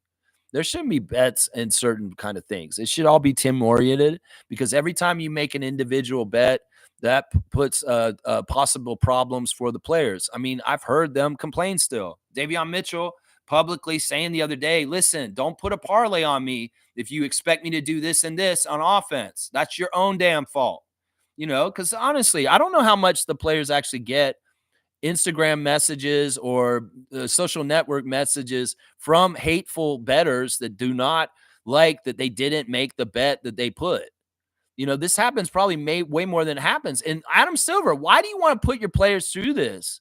Take the fucking personal prop bets off because you put targets on your NBA players and you honestly give in an economic situation in the United States, it's deteriorating and going to be awful and harder for people, desperate people, stupid ass decisions, rash decisions, and a horrible tragedy. So fucking stop putting a bullseye on your own players, Adam Silver, and outlaw prop betting on individuals at all cases. Because honestly, you leave it open for them to bet on SGA, LeBron, Nikola, the top stars. They're the ones that get the bullseyes then. I'm just saying. And in some ways, you think I'm crazy about this, but no, players probably have had fans do fucked up psycho shit and sending messages and making them feel like they may not be safe. And that's Adam Silver's own doing by opening up betting on the sport. And that's why they need to get rid of them all. If they had not gotten rid of them all, they're going to have some of them. Well, they're putting bullseyes on those players, is what I'm saying. Mike's saying, laugh out loud. New CBA issue. The owners will pay for this Terry thing. Players ain't going to take the money loss. Terry didn't do anything wrong. I'm going to say this right over and over again. I've looked at it. I've investigated. I don't need to investigate like them. Terry Rozier is not guilty. And this is all hot air and stupid. And in some ways, the Heat already have a disaster of a PR thing going on. Might as well have the second one next to it right now. But the thing is, this isn't even related to the Miami Heat. This is related to Terry Rozier when he's on the Charlotte Hornets. We've got to remember that too. So it's not the Heat that are going to have to deal with this. They may have to deal with him getting suspended if he is in trouble, but I don't think he is, guys. I looked at this very closely. I don't think Terry Rozier did anything wrong. I don't think he did. Cool Cat's saying, see the sides effects of allowing gambling. Every player is a suspect, impacting their reputation. Well, this could be very damaging. And like I said, Terry Rozier may have a lawsuit against the people who made these allegations or publicly allowed this investigation to get out. because in some ways this is messing with his livelihood and his reputation. So if I was him, I would be consulting an attorney if he's absolutely innocent. Seriously, facts. Yeah. G saying it seems like health was a big factor this year in determining all stars. For sure. For sure. I mean, that's just the case. If you're not playing, you don't deserve to go. I've always hated the one all-star selection that never played the whole year just because the fans voted him. That always happened. Well, it doesn't seem like that happened too bad this year because people like Embiid are nowhere near the team. So, Luka's not on the team just for the sake of being named to the team. That they did a pretty good job around this area than past years. There's been really egregious all-stars that had no business being on the team because they were not healthy at all during the season. Mike saying, get Scotty rest. We don't want him hurt again. We need him on the court, in my opinion. Yeah, I mean, Scott's a smart guy. In some ways, anything that happens just happens. In some ways, he's not looking at things as taken away from him. It just didn't happen. Whether it's being on Team USA last year at the Olympics, whether it's the All-Star. In some ways, he's very graceful and he has a very good philosophical view about this personally, I'm sure. In some ways, it may drive his fire. It may very well do what the commenter said earlier, that this is going to be feeding his fire to be going out there and killing people because he got snubbed. So, I mean, that's what I hope happens. That's what I hope happens. But yeah, I'm glad that Scotty will get some rest, especially because going into the All-Star break, we have a crazy schedule where they may be pretty tired and they might need the rest. Nako's saying Mac McClung is the most famous dunk of the last 5 years, and it was a Vince Carter dunk. Professional dunk artist Mac McClung will return to the dunk competition this year, I think. Did they say he's going to do it, or did he say he's not going to do it? He might not do it because he may run out of dunks and he doesn't have any more. I don't know. Either way, he's a weird guy. He's not really an NBA player, but they like him. People got him really into him because of the dunk competition, but he'll never be in the NBA full time. But he'll be on that G League squad playing in the Rising Stars. Trevor's saying Caitlin Clark turned down the NBA invitation to the All-Star three-point shootout. Now, is the other girl going to do it? Because I know the other girl that did it last year, is she going to come back and do it? And they were just trying to add Caitlin into the mix. It's Sabrina that did it, right? And is she going to return and do it? That's what I'm wondering. I can understand Caitlin Clark declining. In some ways, she just had a rookie year, and she's still learning her way as a young WNBA player. And the distraction of doing NBA All-Star, maybe not right for her at this time, but I'll bet down the road she will. So I'm wondering about Ionescu. Is she going to be there to get a challenge against Steph Curry? Is what I'm wondering. Mike's saying that's sad. The fan hate for her is crazy, and it's not even her play. The fans versus fans. Caitlin Clark seems like a good person and teammate. Yeah, you know what? It's really weird because the WNBA has never been as toxic as it is now. And it's because the NBA actions of NBA fans, it's more mainstream and they're letting in more attention. Well, part of the byproduct is we're seeing the ugliest side of fan nation. Some of it's sexism, some of it's racism. Some people have really taken this Caitlyn versus Angel thing too far and made it a race thing. And I'm going to be honest, man. There's some people that hate Caitlin Clark because she's white. And there's some people that hate Angel Reese because she's black. And it's sad. In some ways, this mirrors Magic and Bird all over again. This is the same exact shit that happened in the early 80s, if we're really real about Johnson and Bird. That was the same stuff. It was like Larry Bird brought an interest in the NBA because he was white. That's not a lie. Seriously, part of the reason why the NBA got more popular was because Magic was so entertaining and such a personality and attractive. And then Larry was white. And, well, this is a similar thing. In some ways, Angel Reese and Caitlin Clark are playing those roles again for the WNBA at this point. And you know what? If they have the impact that Bird and Magic had on the NBA, this is going to be really good for the WNBA. But there's ugly sides to it. And racism and the sexism that's involved in social media around the WNBA is disgusting. And hopefully it'll get mediated and some of this shit will go away. But who knows? This world is just going to shit with fact checking is getting thrown out the window on social media platforms. And there's no checks and balances for people writing lies and just bullshit out on social media all over the place at this point. And just really, there's no repercussions. We really do live in the digital Wild West right now. It's just like old America, Wild West, where there's no lawlessness, rules, anything going on, sheriffs and stuff like that. Well, this is online where we're at with the Wild West and the era of the United States right now and the world. So in some ways, this will get sorted out in certain ways, but I don't like Word Police 1984. And in some ways, we're going to have to balance this with responsible commenting and opining with not censoring people too. So it's a weird thing. It's a weird thing, man. Let's see. Slug Deezy saying those folds on your 905 flag need to be ironed out for sure. I mean, I just busted it out of the package yesterday, and we'll let it have some time to get settled. And I'm sure that they will go away as time. I don't even know if I'll iron it out. It'll probably just stay on the wall and it'll start going. But yeah, brand new flag. Just got it. 905. We're playing tonight, baby. I'm going to show respect and support for our G League team, who's a badass team that's at the top of the G League right now. Yeah. Carlos saying, can we talk about how good Shamshe's passing skills are? And when he's ready, he'll be our hub, like how we use Jakob. This is really something that I'm very glad to discover about the young Cameroonian, is that he has a very good passing ability that he's shown this year. And that in some ways, this is totally true what Carlos saying, that in the future, he could have that Jakob role, take it over, and continue to keep that role in our offense, even if Pirtle's gone. And I love that. I love that a lot. Carlo, I like your comment here. I'm going to give you a dunk for pointing out the passing acumen of Ulrich Shamshe could replace Jakobs down the road. And not anytime soon, because I do love Pirtle, and I want him to stay here forever. But, Shamshe at some point will take over for him, and that will happen. So, yeah, you got your fourth dunk. You're at 12 points on the dunk charts now, Carlo. Mike's saying the Kings are in the clutch spin cycle at the moment, and the Kings management ain't as strong as Toronto's front office. They're making panicking moves, or they just want to cut the cancer of clutch and just trade. Man, I'm wondering about this. Like, what are the repercussions of being with clutch? There's pluses and minuses, and some of the minuses are really coming out. I don't know, man.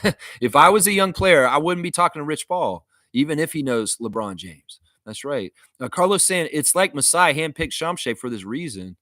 It's not even like just that reason. I think it's just Masai. I'll bet you all the time Masai has the next big thing out of Africa on his head. And Shamshe's been that guy for a couple years. And it's probably been that he's very, very much like, we are going to get Ulrich no matter what, somehow, some way, Bobby. And they did. They did. They paid $1 million to Memphis to get him last year. And I think that there's another guy coming up in the pipeline after him that he's probably got the same kind of affinity that he would want to target coming up. So there's probably the next great thing out of Africa that Masai's always got his pulse on. And who knows who the next name is. But Shamshe was one of those. And he made sure he got him coming out of the conveyor line out into the draft world. And he did a good job about that. Yeah, he did a really good job about that for sure. Yeah, it's Cam Johnson. Yeah. Mike saying the Kings can give Fox a super max, but the Kings don't want to. So Rich Paul is making a stink, and maybe they panic and give the deal, or Fox goes to bigger market with bigger sponsor money. I don't think he's worth it. I don't think the Kings should panic about this. Call their bluff, because if you don't feel like you want to give him that money, you're right. And don't let Rich Paul strong arm you with bullshit tactics. So yeah, call their bluff, let him walk, and see how better your team is without him. Watch that. Yeah, it's always all about the money. Always. That's right. DeMar DeRozan showing support for De'Aaron Fox on Instagram yesterday with a funny clip from Bernie Mac, the Bernie Mac show. We never talk about that show anymore. Rest in peace, Bernie Mac. You were a comedy legend. And why isn't that show more talked about? That was a great sitcom. Anyway, it's a little clip of him giving advice. What are you saying to De'Aaron Fox right now? It's really cute. DeMar DeRozan's so awesome. So awesome. And it is a really good interview with him and meet Beetle and Danny Green and Lou Williams. It's kind of fun to have three former Raptors in the interview, and Danny Green giving his nods about his 1 year as a champion on the Raptors. And Lou Williams, of course, has affinity for the Raptors in Toronto also. So hearing those guys in that discussion was really nice. Beetle's the only hater there. Beetle's such a Toronto hater. She's so annoying for that. Let's see. Mike's saying it's always about the money, always. Yeah, it's sadly true in a lot of cases. Not everybody, though. Not this guy. It's not about the money for this guy. Mike's saying the Kings fan at the moment don't know what's happening. Conflicting reports, rumors versus what this player's saying sound familiar. Yeah, that's Rich Paul shit. That's Rich Paul shit right there, Mike. You're exactly right. You're exactly right. Muddling it. He's doing it for two clients right now, Fox and Ingram. That's right. Mike saying VC was okay, in my opinion. He explained things enough. Rob didn't want VC anymore because Glenn drafted him. It's a classic thing in the league where they move out everyone to get more credit for winning. Yeah, don't try and defend Vince Carter right now. I'm sorry. Just don't, Mike. I don't want to go off on Vince too much. I'm just going to say he's back on my shit list, and I'm not cool with him again. I was nice to have 3 months where I loved Vince Carter again and was able to relive the memories of the good times with him on the Raptors and really like honor and treasure him and retire his jersey. But that's over. We killed this shit this week. Like I said, that Raptors delight did not help me with way he looks at things. In fact, I was kind of expecting him to apologize on that episode and say, you know what, Raptors fans, I'm sorry about how things happen. And I wish things had gone a different way. That's all he has to say, but he still can't do that. So fuck you, Vince. You're back on my shit list. I had fixed things. I'd healed things. I'd shown growth in this, but in some ways I am petty still. And it was seeing you slap Morris Peterson in that highlight in a New Jersey Nets uniform that has turned me off. And also your comments on this latest Raptors delight. Seriously, you're not contrite about things. You're very arrogant and you're very like egotistical about only seeing your side of things in the way of all of it is. And once again, we got to realize there's a lot of sides to this. There's Vince's side. There's his mom's side. There's the front office's side. There's Sam Mitchell's side. There's the fans' side. And the fans never deserved any of this shit, even if the stuff was happening. So you don't have to apologize to Raptors organization. You don't have to apologize to Rob Babcock. You don't have to apologize to Sam Mitchell. You need to apologize to me. That's who you need to apologize, Vince. But you don't get that. You can't get out of your fucking head enough to understand that you needed to apologize to the fans in some ways for what happened. You don't think you do? Well, I don't have to be okay with you in my own way going the other way. How about that? How about that? That's how it's going to be, Mike. I'm sorry. We did a lot of good work this year, Masai Ujiri. You did a lot of good work getting us back. But, man, Rodgers just fucked that all up this week, at least in my case. At least in my case. Some Raptors fans are going to be like, y'all aren't real fans if you don't like Vince Carter. Well, you know what? I'll stand next to Monique Lawrence, and I'll say, yeah, you fucking tell me I'm not a real fan of the Raptors real quick. Real quick. You tell me and this young lady here sitting next to me that we're not real fans of the Raptors because we don't like Vince Carter. We hate him. And you're going to tell me that the superfan Monique Lawrence is not a real one for the Toronto Raptors? Well, you have lost completely the picture, obviously. That's what I'll say to them. So it's fine for us to hate him. It's fine for y'all to love him, too. I'll be okay with y'all loving him. It's just be okay with me hating him. And that's just how it goes. That's right. Slug Deezy saying, Tracy McGrady leaving really hurt back then. Raptors had no chance. Shaking my head. That's a bastard. He knows that that's not true. It's why. How can you say in one sentence the Raptors had no chance of signing me, but then say, oh, we could have won championships if I had stayed? You're an idiot. That just sounds like low IQ, Tracy McGrady. You should be smarter than this. Seriously. It just sounds like low IQ right there. Mike's saying Masai was too smart to need that credit, so he kept the right pieces, ego aside. I don't even remember what you're talking about right now with that. Masai was too smart to need that credit, so he kept the right pieces, ego aside. You got to give me the proper nouns, Mike, because we jump from timeline to timeline. We're talking Vince Carter era right now. Now you're talking Masai era. I don't know what situation you're talking about. Firebolt saying, good morning, Lex and Raptor Freak family. Lex, I completely agree with you. The special made me hate Vince again. I did not like the second part at all. Yeah, why did you do that? It's like Rodgers is fucking with Raptors Nation right now. We're going to retire Vince's jersey, and we're going to make you guys like him and have to like him. But now we're going to make you hate him again by putting out a special that makes you think that he's a total dick. There you go. There you go. Good job, Sportsnet. You want to write the history of the Raptors for us? Well, I'm sorry. I'm a documentarian myself. I've documented with my own eyes and my own brain. And your sense of history for the Raptors, I'm going to reject because I was there myself. I saw those games. I saw Vinsanity. I seen the whole thing. And I know the truth now because y'all actually gave me some of the more of the pieces of the puzzle by putting a jackass named Richard Petty on stage, on the screen, and telling his side of the story. Well, you told too much, Richard. You kind of told on yourself is what you did, you dumbass. There you go. There you go. See, rant earlier. Mike said the Kings are dealing with something similar but different. Apparently, DeRozan deal was done by their Bobby and their Masai wasn't in on it. The GM is trying to make a move on the Prez. Okay, I don't need to know all the inner details of the Kings either. Whether we're talking Nets deals now, I don't care about the Kings organization other than DeMar. I love him and I want him to be all right. That's all I care about with them. Mike's saying the thing is called GM's trying to show they can run a team, and it happens against upper management before the owners are ready to clean house. Yeah, whatever. I don't care about that stuff. We don't have that problem with our team right now. There's other teams that have that kind of problem. We've had that problem in the past, and that's part of the reason why I say fuck you to Richard Petty. How about that? Let's see. And Mike's saying Doug is loyal to the owners hard, and that's why the fourth string coach became the head coach. You know what? DeMar commented on Doug Christie on the Run It Back podcast in the last 2 days, and he said that he's been working since he became a King last summer. The first person that came to him and started working with him was Doug Christie.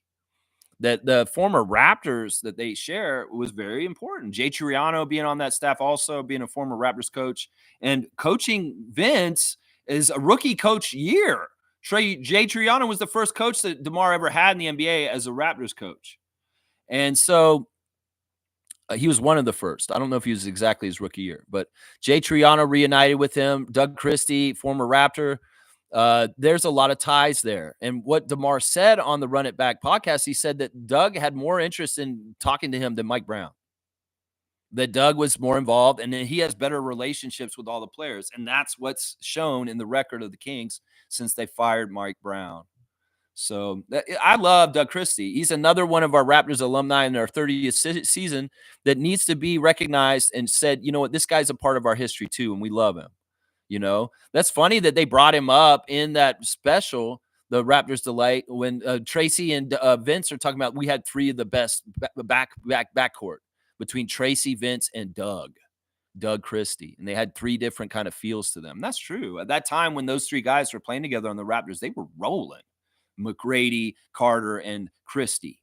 So I don't know. Doug Christie's a better fit for them personality-wise as the coach. I think Mike Brown, in some ways, I don't know. I think he's gotten lazy. I think that he's gotten notoriety from different things in his career. And I think that last coach of the year maybe put him on autopilot.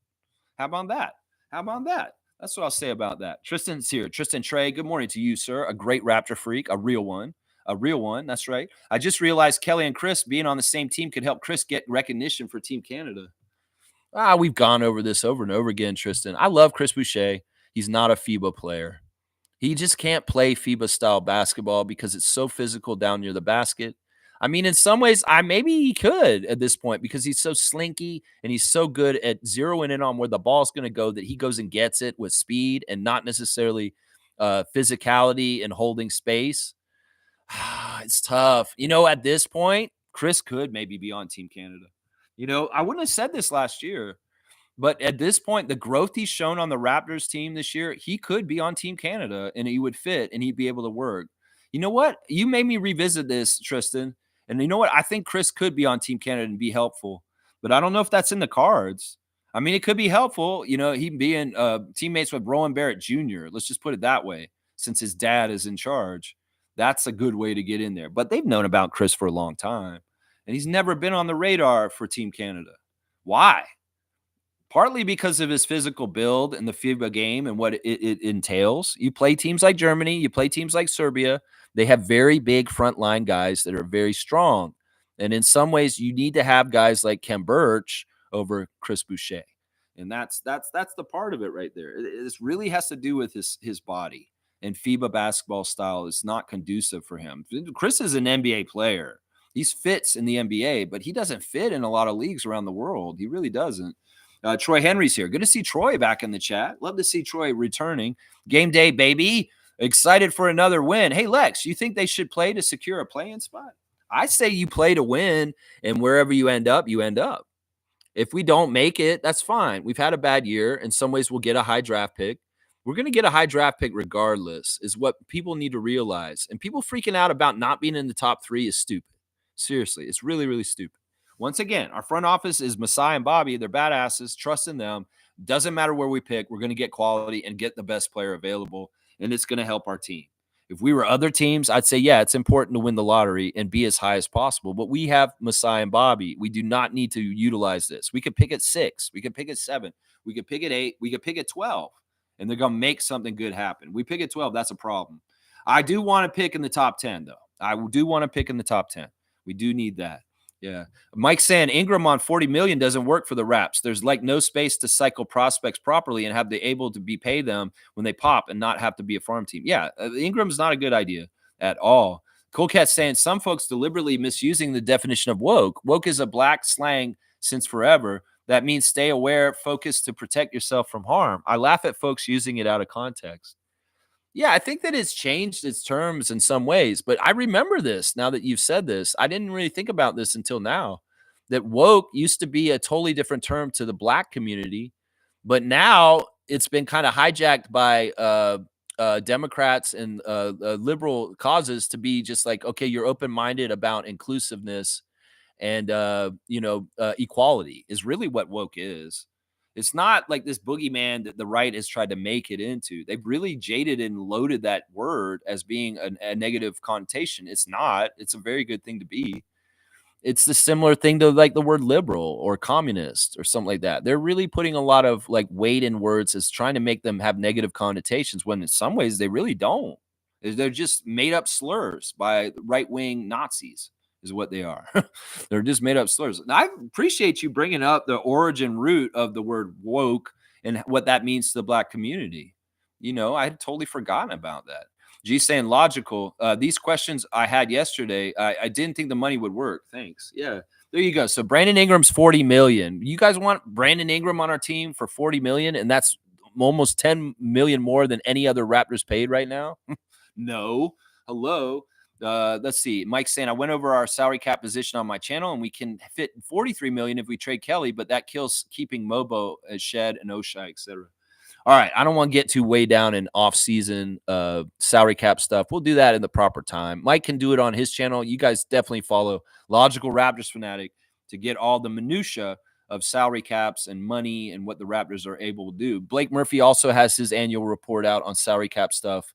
So go check out him also. He's very, very good at what he does with that stuff. So Samson Folk, another one that does a good job of breaking down possibilities for the Raptors with their roster. So let's see. The Heat are like a team that can't sign prospects that pop. Okay, I'm not sure. Oh, you mean like they get good guys, they undrafted guys, but they can't keep them around. Interesting. Cool Cat saying trade stuff is not good emotionally for our players. I want our players to focus their skills and development and ignore the noise. We are in a rebuild. Let's focus and support who we have.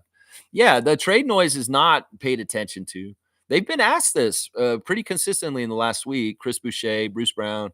What do you do during this period of time? You know, the press corps love it. They love, trade talk, trade. The trade heads love it in social media. But people like me, I don't like it. And the players don't like it. And the coach doesn't like it either.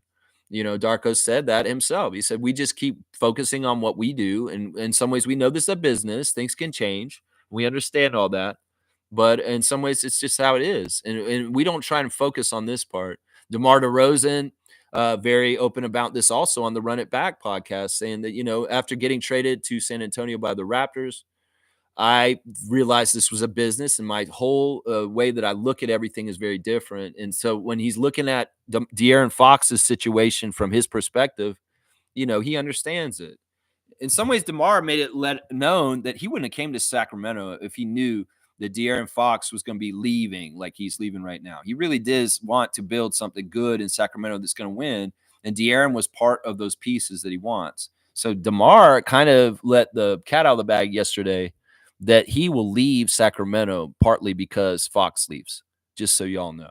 He didn't say that exactly, but he was inferring that. Let's just put it that way. Monique saying W stream, W vibes, go Raptors, Raptors for life. Mike, cut some of your comments out because I do want to cut down if you have too much, if you have any repetition in your final comments, because I do want to get out of here.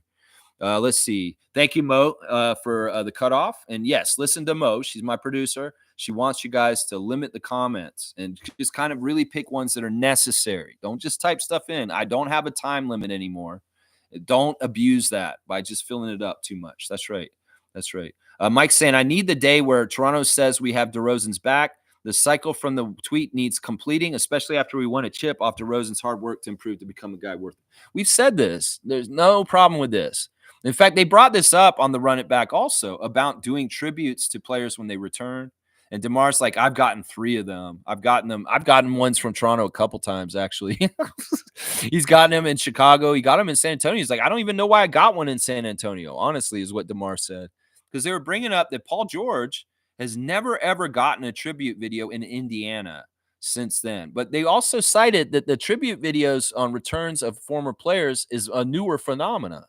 And that maybe when George left the Pacers so long ago, there wasn't really in vogue to honor former players as they come back on former teams. And it's way more now. In fact, DeMar and Danny and Lou Williams were joking about how they do tribute videos for everybody now when they come back and revisit an old team. Well, it's kind of funny. Paul George didn't get that with Indiana, but Roy Hibbert did. That's what they said on there too. So I don't know. We have come around and shown the love for DeMar. Let's not get this twisted. We've done the tribute videos. Masai is very open about the sacrifice that DeMar is in our championship. And it's already all fixed and made. Okay, DeMar's fine with our team. He's going to come and do the one-day contract. So he's gotten the feels that you're describing, Mike, from us. Don't worry. He's in. He's cool. Don't worry about this. Mike's saying, and Lex, Raptors fan day is tomorrow, not Sunday. You sure it's tomorrow? I thought it was on the 2nd. Seriously, tomorrow's the 1st. Sunday's the 2nd. I was pretty sure it was on Sunday. You may be right, though, Mo. You're going. You should know. Mike, Trevor wants the classic card. We'll do that very shortly. Mike, don't fill it up so much right at the end. You need to respect Monique's cutoff. Seriously, Mike. So please cut maybe like 3 of these comments because I don't want to read all these, man. Mike's saying facts. Magic versus Bird 2.0 and a push the WNBA higher. Yep. Trevor's saying he loves the interview with DeMar on Run It Back. It's very, very good. Y'all, I highly recommend. You know, he's Sacramento, but he's always Toronto, guys. And it's just fun to see a conversation between 3 different former Raptors, you know, Lou Williams, Danny Green, and DeMar DeRozan. Really, really cool. Mike's saying that Run It Back clip was sweet with Danny, Lou, and DeMar. Yeah, it's just fun. And it shows our culture. We have a lot of different great players from our past. And Lou Williams is 6-man for the Raptors. Only played 1 year for us, just like Danny, but both of them have a lot of respect for our franchise, and they're good standing alumni. It's not that hard, Rudy Gay. It's not that hard, Vince Carter. It's not that hard, Tracy McGrady. Go talk to Lou Williams. Go talk to Danny Green. Go talk to Marc Gasol. These guys will teach you how to be a proper Raptors alumni without disrespecting the team. Idiots. Oh, my gosh. Mike's saying, I won't say that any Raps fan isn't a fan if they hate Vince, but same way, if you respect some part of Vince, same thing. I'll respect Vince and his impact on the country of Canada for basketball. I'll respect Vince for his playing time when he tried and he made our team come up, but I will not respect Vince overall as a person. I will not respect Vince and his legacy with the Raptors. I will only respect his legacy with Canada as a country, and I'll respect his legacy as a dunker in the history of the NBA. Other stuff I won't respect, though. He was a failure as far as missing that shot against Philadelphia. How about that? That's right. How about that? That's right. Most saying, I'm going to the Vince Carter dunk anniversary. Sigh. Yeah, now she's not looking forward to it. Good job, Rogers. Are you trying to hurt your own ticket sales, MLSE, by making people mad at Vince? That they may not want to go to this game that they're doing against the Cavs where they're going to honor the anniversary of his dunk competition? Seriously, you're going to make us hate him. A lot of us hate him all of a sudden. Carla's saying she's hating him again from the East Coast. Just coast to coast, people are going to hate him because you put out a dumbass documentary. It's really crazy, man. It's really crazy, man. Mike's saying Dick Petty sucks. Yeah, Richard Petty's awful, man. He's awful. He's one of the worst people in the Raptors history. Seriously, I'm going to continue to say that and put that out there for everybody to know because they need to know the truth. Richard Petty worked for MLSE. He was the president of MLSE during Vinsanity, and he destroyed Vinsanity single-handedly himself. He really did. We want to point fingers at Rob Babcock. You want to point fingers at the coaches? Well, who hired all those motherfuckers? Who made the poor decisions? Who didn't have oversight over Rob Babcock to make sure that he did his job good? Who fired Glenn Grunwald when he didn't have to? Yeah. And who did this because he was worried about basketball becoming more popular than hockey in Toronto? Yeah, exactly. Dick Petty. Exactly right. Mike's saying, I think VC got ran over by Richard's need to show he's a good GM by cleaning house and building around Bosch. Masai's ego didn't stop him from keeping certain brain pieces. It's about winning with Masai. Yeah. Yeah, I mean, Masai's smart. In some ways, he's doing things not with his ego. The work will speak for itself. I really do feel like the way Richard Petty talks in these documentaries, he's an egotist, and he feels like he's smarter than everyone, and that this is where he comes from with his bullshit. And in some ways, dude, you've said in one hand, I didn't know what I was doing. I had never ran an NBA team before, and then you say on the other hand, I don't think Dr. J would know how to run an NBA team.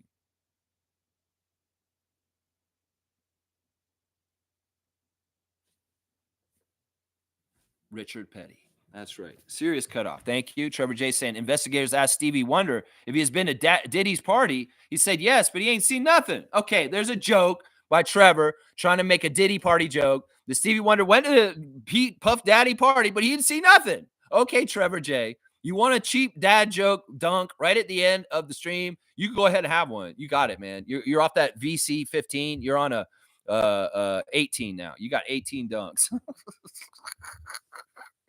That's so funny. That's actually pretty funny that Trevor did that right at the end, honestly. All right, let's go. Cross the card. No ifs, ands, or buts. We got another Magic, y'all. We've had some Magic players lately. Magic players and Miami players. Here we go. Who is that? I want to see who knows this one. I'll bring it in a little closer. A little closer. This one's easy. You should get this one. If you don't get this one, I'm going to be mad at y'all. I'm not giving y'all any clues either. Y'all need to know who this is. I'm sorry. This isn't a player that is known enough that y'all would know who he is. Seriously, if you can't see who it is, there you go. Slug Deezy's got it. That's 3D, baby. That's Dennis Scott, Georgia Tech, former Orlando Magic first-round pick. Best friends, Shaquille O'Neal. I loved 3D when he played for the Magic. I was a huge Magic fan at that time. And in fact, I got to meet Dennis Scott at the Tallahassee Mall. He was there signing autographs with Stuff, the Magic Dragon, to promote the brand new expansion Orlando Magic team in the city of Tallahassee at the Tallahassee Mall. So I went to a little like Magic fan fest and Stuff was there. I got him to sign an autograph. I got Stuff the Magic Dragon's autograph, y'all. I know. It's awesome. And I got a Dennis Scott signed autograph and got to meet him. So yeah, Dennis Scott, 100 points for Slug Easy. That is a great Magic alumni. And we see him on TV still because he's a broadcaster, right? You see Dennis Scott on NBA TV. So, yeah, there you go. Good job, Slug Deezy. I'm glad you didn't leave me hanging with that one. There's been problems at times with leaving me hanging on certain ones, but Slug Deezy's got my back. And I appreciate that. 100 points for Slug Deezy. We've only had two nobody in cards, and they were Stojko Varankovic and Michael Ansley were the ones that didn't get caught. Yeah, Tim Hardaway Sr., No, this is Dennis Scott, Georgia Tech Yellow Jackets. Dennis Scott, 3-point specialist. 3D. That's what they called him. 3D, yeah. Smooth saying you would never think Dennis Scott was ever an NBA player the way he looks now. Reggie's right. He's a little bigger now. Yeah, he was really good 3-point shooter. Holy crap. Like he is like Grady Dick. Like he was that kind of dialed in, like 3-point specialist guy. 3D was awesome, man. Reggie saying he looks terrible. All due respect, I think you're right. I won't disagree with you, man. The dude has let himself go. He's gone the way of Barkley. I'm not gonna lie with you, man. I'm not gonna lie. Yeah. Stargate saying thank you at Cool Cat. That word woke has been co-opted. This is a term Black folks have been using since the 60s. It has only entered into the popular culture lexicon within the last 5-8 years and changed. Yeah. Once again, be wary of words being used as slurs on the down low. And that's what's happening. Like for years and years, liberal, communist have been very socialist. Those are words that have tried to put a lot of negative connotations on. Whereas actually, if you really just look at the root word and what it is and its meaning, these aren't bad things. It's just that they really designed them to be slurs and kind of come at people in negative ways and make people think that. And well, they really have hijacked it like that in some ways. That's so true. And yeah, thank you, Cool Cat, for reminding us about the history of the term woke. Because it's true. Like Stargate said, it's been around forever, since like civil rights era kind of fighting in the 60s. Yeah, to push a particular agenda. Yeah, to other people, to divide people, to make people hate people.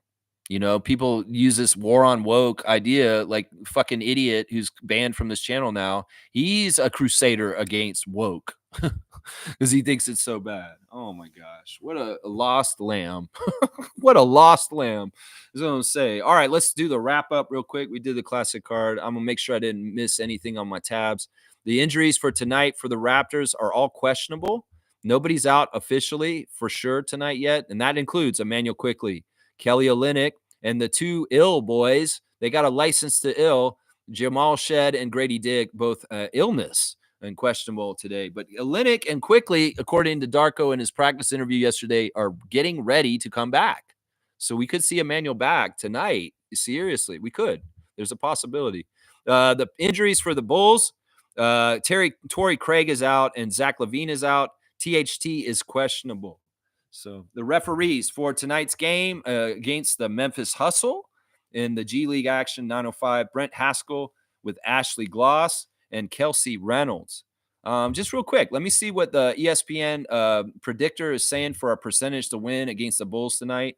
They're guessing that the Raptors have a 53.5% chance of winning. So we are the favorite tonight. 46.5% chance for the Bulls to win. So 53.5 to 46.5 is the split on the matchup predictor for the win tonight for the Raptors. The referees for the Raptors game are Trey Maddox. He favors the Raptors. Fennessy Ransom, who favors the Bulls. And Brandon Adair, who favors the Raptors also. It's a pretty fair Raptors ref crew for tonight. I feel good about the refs tonight. Trey Maddox is a really good ref, honestly. And Adair is one of the younger, better refs too. So I like the ref crew for tonight.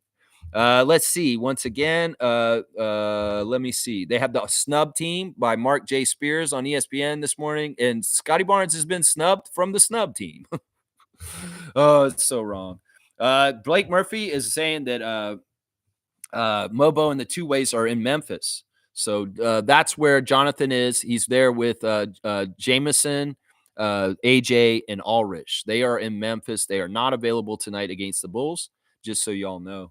Happy birthday to Jalen McDaniels, guys. It's actually Jalen McDaniels' birthday. Thank you, Jalen, for getting us Davion Mitchell. So happy birthday, Jalen McDaniels. I don't even know where you are in the league right now. Are you even on a team? Where are you? Are you in the league? I think you're probably on G League somewhere. Jalen McDaniels. All right, y'all, check up on your fantasy teams and your matchups this week. Kareem, I am beating your butt bad right now. So you may need to check on your team, my guy. You may need to check on your team. Mike saying, sorry, Lex, about the King stuff. DeMar and Doug are my top 10 favorite Raptors. It's all good, Mike. You know what it is? You're not doing anything wrong. You could type all that stuff during the time, but it's when Monique says cutoff. Maybe limit your comments to maybe 2 or 3 more, and that's it. It's just I want you to respect Monique as far as like when she puts her cutoff in. And if you guys do that, that means I don't have to put a timeout and put in between y'all's comments. You can just write freely. Because that's the difference. I mean, I had a 4-hour stream yesterday, and I know a lot of that was because we got political. But I really do want to keep as close to 2 hours as I can, and I'm at 2:17 right now. So Stargate saying, when I tell my white liberal friends that they want to crucify me. What do you mean about woke? About where woke came from? That's weird. I don't understand why they get mad about that. Most of them should understand the history like I do. I mean, I'm a white liberal friend. I mean, I'm not in the liberal party, but I have left-leaning views. And a lot of people would call me a liberal, even though I don't identify as being in the liberal party.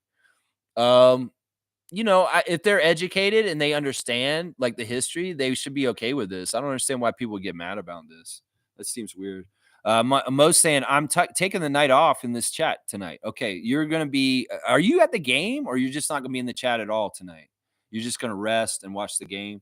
Are you going to the game? I don't even know. I think you said you're not going to this one. You're going to be going to the next one. You're not going to the Bulls game tonight. I don't know. I don't remember.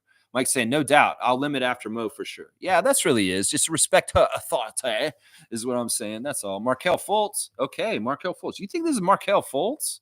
This is a very old card. This is from like the late 80s, early 90s.